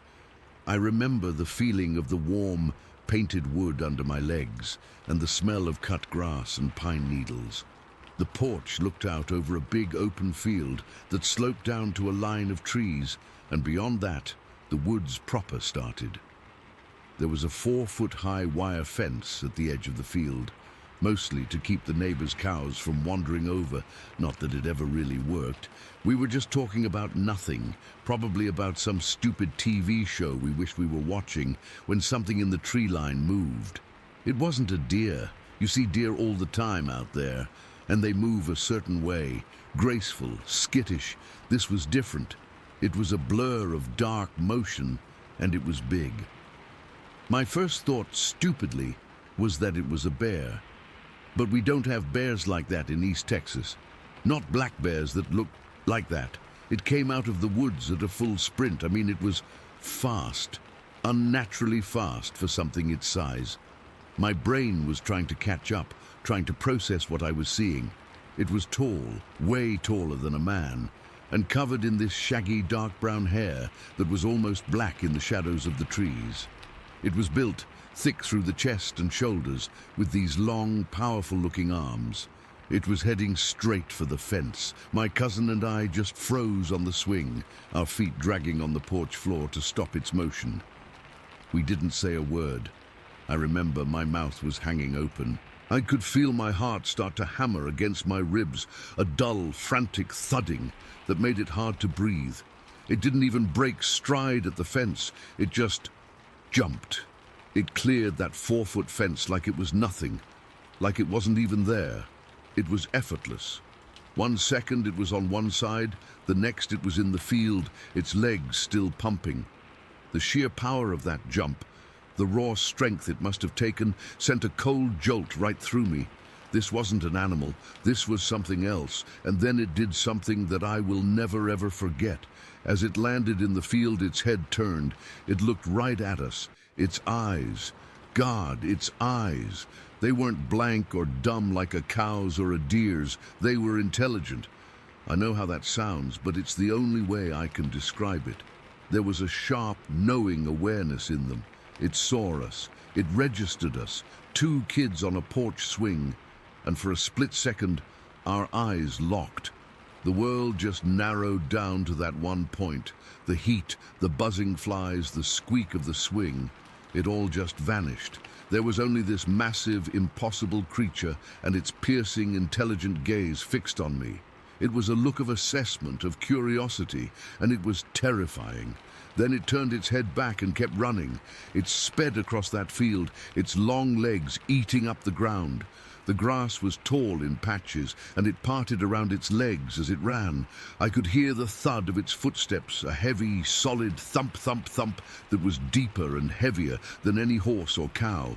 The sound was wrong. It was too powerful. About halfway across the field, there was a big, low-hanging limb from an old oak tree. It was probably 7 or 8 feet off the ground, high enough that you'd have to duck your head if you were on a horse. This thing was so tall it had to duck under it. It didn't slow down. It just dipped its head and massive shoulders and kept going at that same full tilt sprint. Seeing it have to duck like that, a casual, fluid motion while moving that fast, really drove home just how enormous it was. My mind was screaming. This thing was real, it was huge, and it was right there. The terror at that moment was a physical thing.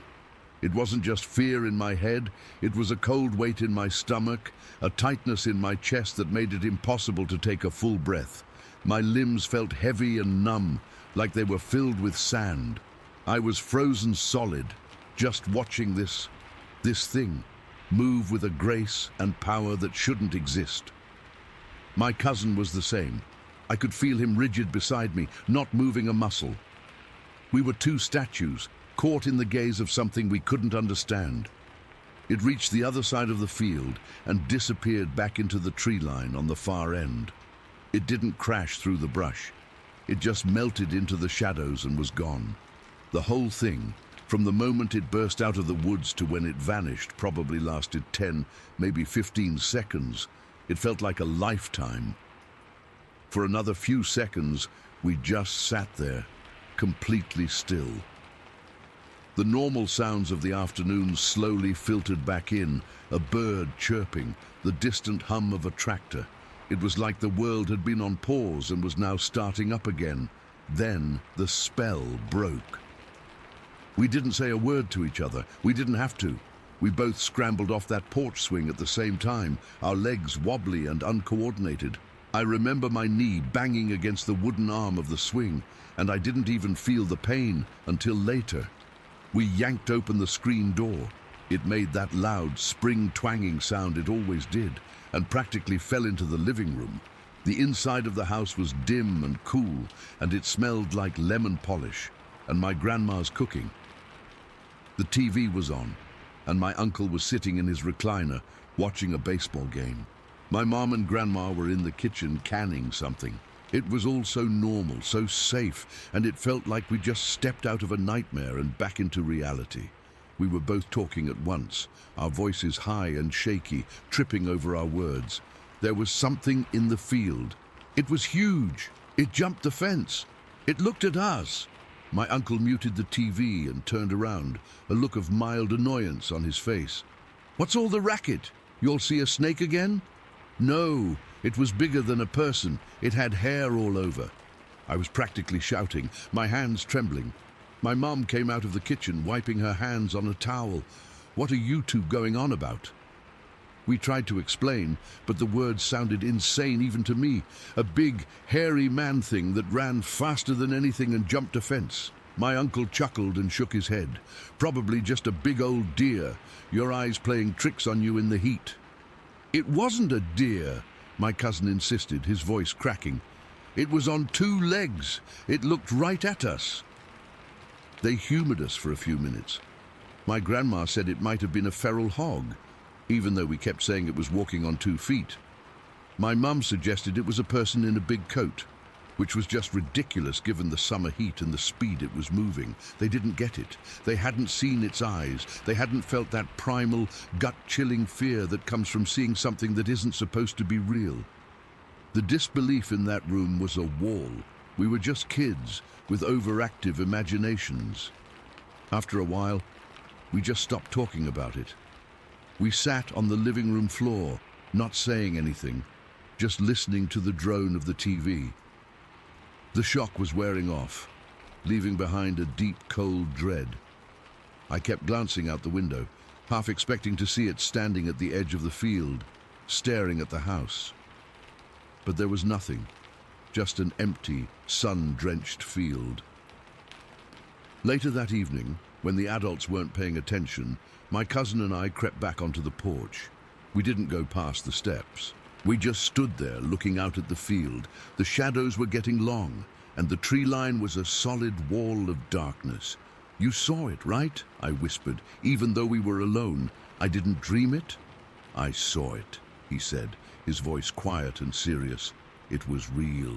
We should have gone out there. Right then, we should have mustered up every bit of courage we had and walked down to that fence line. We should have looked for footprints, for broken grass, for any piece of evidence that could prove we weren't crazy. But we didn't. The fear was too fresh, too overwhelming. The idea of walking into that field, toward those woods where it had come from and where it had gone back to, was unthinkable. It felt like inviting it back. So we just stood on the porch, 2 scared kids, and did nothing. That's the part that haunts me the most, even now. Not just the memory of the creature itself, its size, its speed, its intelligent eyes, but our own inaction. We had a chance, however small, to find proof, and we were too terrified to take it. The opportunity was gone by the next morning. The dew would have settled any dust. The grass would have sprung back. It was as if it never happened. To this day, more than 20 years later, if I bring it up with my cousin, his face goes pale, and he gets this distant look in his eyes. He'll just nod and say, "Yeah, I remember." We don't need to say any more than that. The shared memory is enough to bring back that same cold chill, the same feeling of being small and vulnerable in the face of something ancient and unknown. I've read other people's accounts online since then, stories from all over the country. The descriptions are always similar: tall, hairy, powerful, unnaturally fast. And the eyes. Everyone who has a close encounter always mentions the eyes.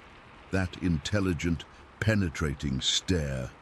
It's the detail that separates a real sighting from a story around a campfire. It's the detail that convinces me beyond any doubt that what we saw was real. We didn't see a monster from a movie.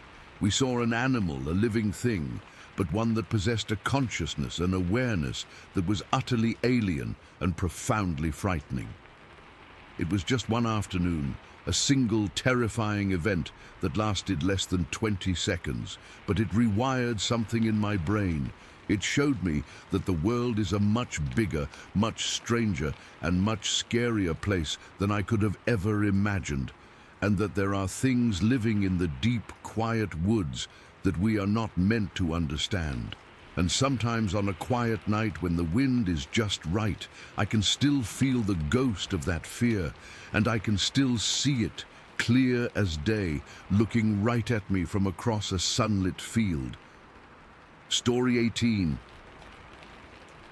It was the 3rd week of October, 1988.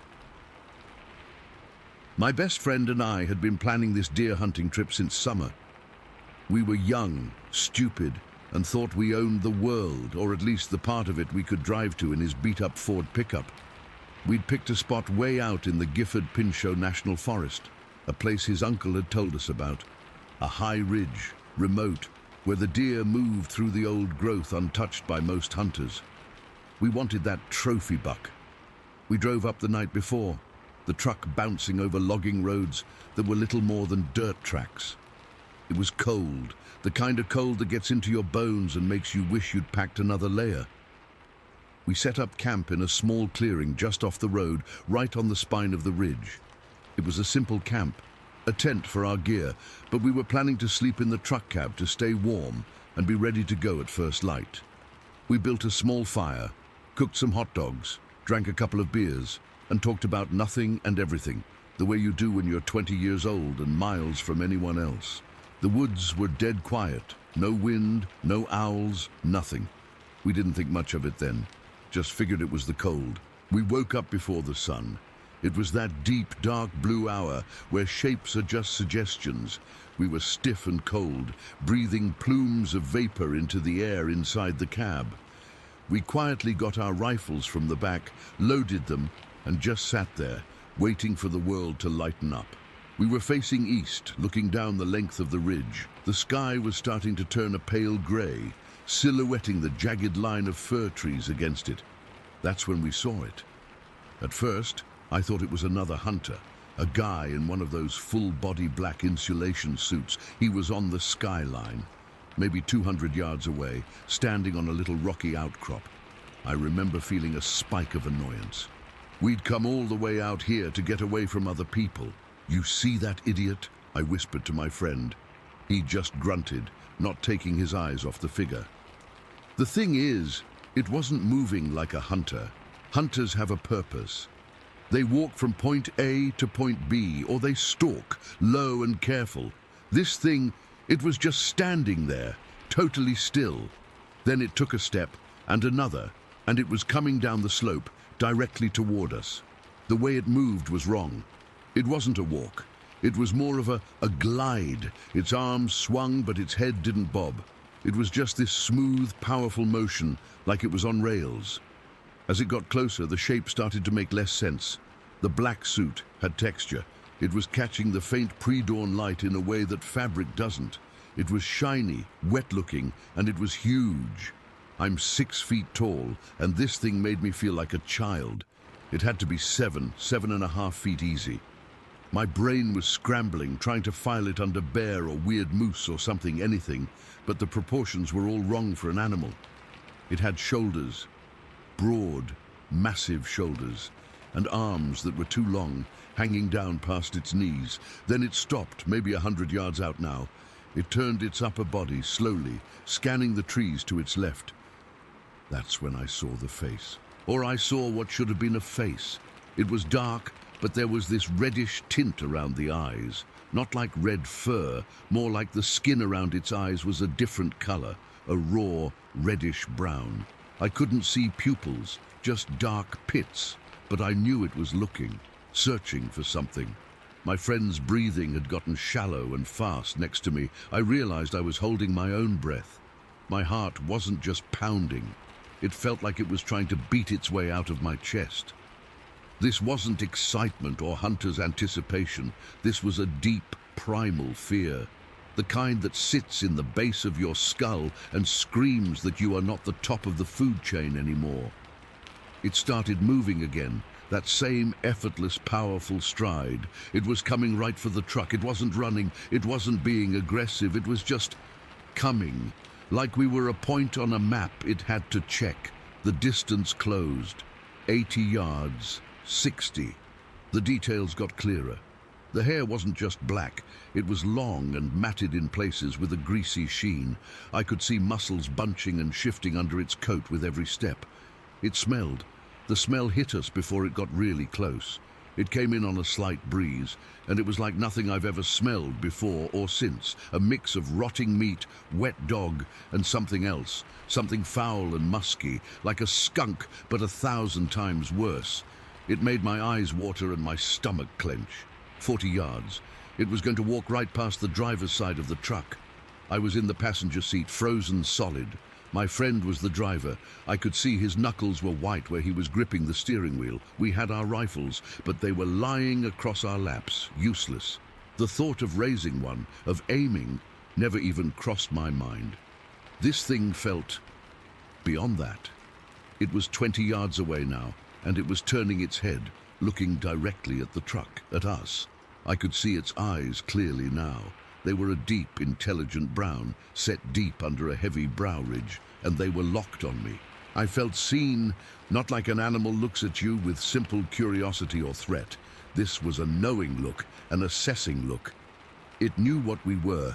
It knew we were terrified, and then my friend moved. I don't know why he did it. Panic, maybe, a stupid, reflexive need to do something. He reached down with his left hand and pulled the handle to open his door. The sound was tiny, a soft click-clunk in the dead silence of the morning, but it might as well have been a gunshot. The creature's head snapped toward the sound. Its body went rigid. Its eyes, which had been calm and searching, widened. The intelligence in them was suddenly replaced by something raw and wild. It wasn't looking at us anymore. It was looking at the source of the noise, at the door that was now slightly ajar. Time stopped. For a single, heart-stopping moment, we were locked in that stare. Its eyes were wide, the reddish skin around them stark against the black hair. I could see every detail of its face, the broad, flat nose, the lipless line of its mouth. I felt a jolt of pure, undiluted terror shoot through me, so sharp it was physically painful. My blood went cold. I couldn't breathe. I couldn't blink. I was certain, absolutely certain, that this was the last thing I was ever going to see. Then it moved. It didn't turn and run. It bolted. One moment it was a statue of terror and power. The next it was a blur of motion. The speed was impossible. It wasn't the loping run of a bear or the gallop of a deer. It was a flat-out sprint, faster than any human, any animal I've ever seen. It covered the ground in huge, bounding strides, its long arms pumping. It didn't make a sound. No crunch of leaves, no snap of twigs, just this silent, terrifying explosion of speed. It was heading for a massive, old-growth Douglas fir at the edge of our clearing. The tree had to be 6 feet across. The creature didn't slow down. It reached the tree, and in one fluid, impossible motion, it swung its body behind it, and it was gone. Just like that. 1 second it was there, a monstrous reality in the dim morning light, and the next there was nothing, just an empty space where it had been, and the lingering, gut-churning smell. For a full minute, maybe more, neither of us moved. We just sat there, staring at the tree. The truck door was still open an inch. The cold morning air was pouring in, but I didn't feel it. I was numb. My ears were ringing from the adrenaline. I could hear my friend's ragged breathing and my own, loud in the silence. Slowly, carefully, as if moving too fast would summon it back, I reached over and pushed his door shut. The thunk was deafening. He flinched. We didn't speak. We just looked at each other. His face was pale, his eyes wide with the same shock I knew was on my own face. We both knew. We didn't have to say it. That wasn't a bear. That wasn't a man in a suit. That was something else. Something that wasn't supposed to be real. After what felt like an eternity, we got out of the truck. Our legs were shaky. We held our rifles like talismans, but they felt useless, like toys. We walked over to the tree, stepping carefully. The ground was a mix of dirt, moss, and old fir needles. We looked for tracks. There was nothing. The ground where it had been standing, where it had launched itself from, was undisturbed. The moss wasn't torn. The needles weren't scuffed. We circled the big fir tree. Nothing. No prints, no broken branches, no sign that anything larger than a squirrel had passed through there. It was as if the earth itself had refused to acknowledge its presence. We spent the next hour searching the area in a widening circle, our fear gradually being replaced by a deep, unsettling confusion. How could something that big, that heavy, move that fast and leave no trace? It defied everything I knew about the woods. We found deer tracks, we found elk scat, we found our own boot prints from the night before, but of the creature there was not a single mark. We packed up our camp in a frantic, silent hurry. We didn't speak until the truck was loaded and we were bouncing back down the logging road, the heater on full blast, but doing nothing to chase the chill from our bones. We tried to talk about it on the drive home, but our words were clumsy. Did you see the way it moved? Its eyes. We couldn't articulate the sheer wrongness of it, the profound feeling of having witnessed something that broke the rules of the world we thought we lived in. We never went back to that ridge. We told a few close friends, who mostly laughed it off as a case of hunter's hysteria or a bear story gone wild. We eventually stopped talking about it to anyone but each other. What was the point? But that day changed me. It scraped away the arrogance I had about the wilderness. I used to go into the woods feeling like a visitor with a rifle, safe and in control. Now I go in feeling like a guest, a nervous one. I'm always listening a little harder, looking over my shoulder a little more often. The woods feel bigger now, deeper, and full of shadows I can't explain. I'm aware, in a way I never was before, that you're never really alone out there, that something could be standing just behind the tree line, perfectly still, watching you with ancient, knowing eyes, and you'd never even know it was there until it decided to let you see it. And that's a thought that never, ever leaves you.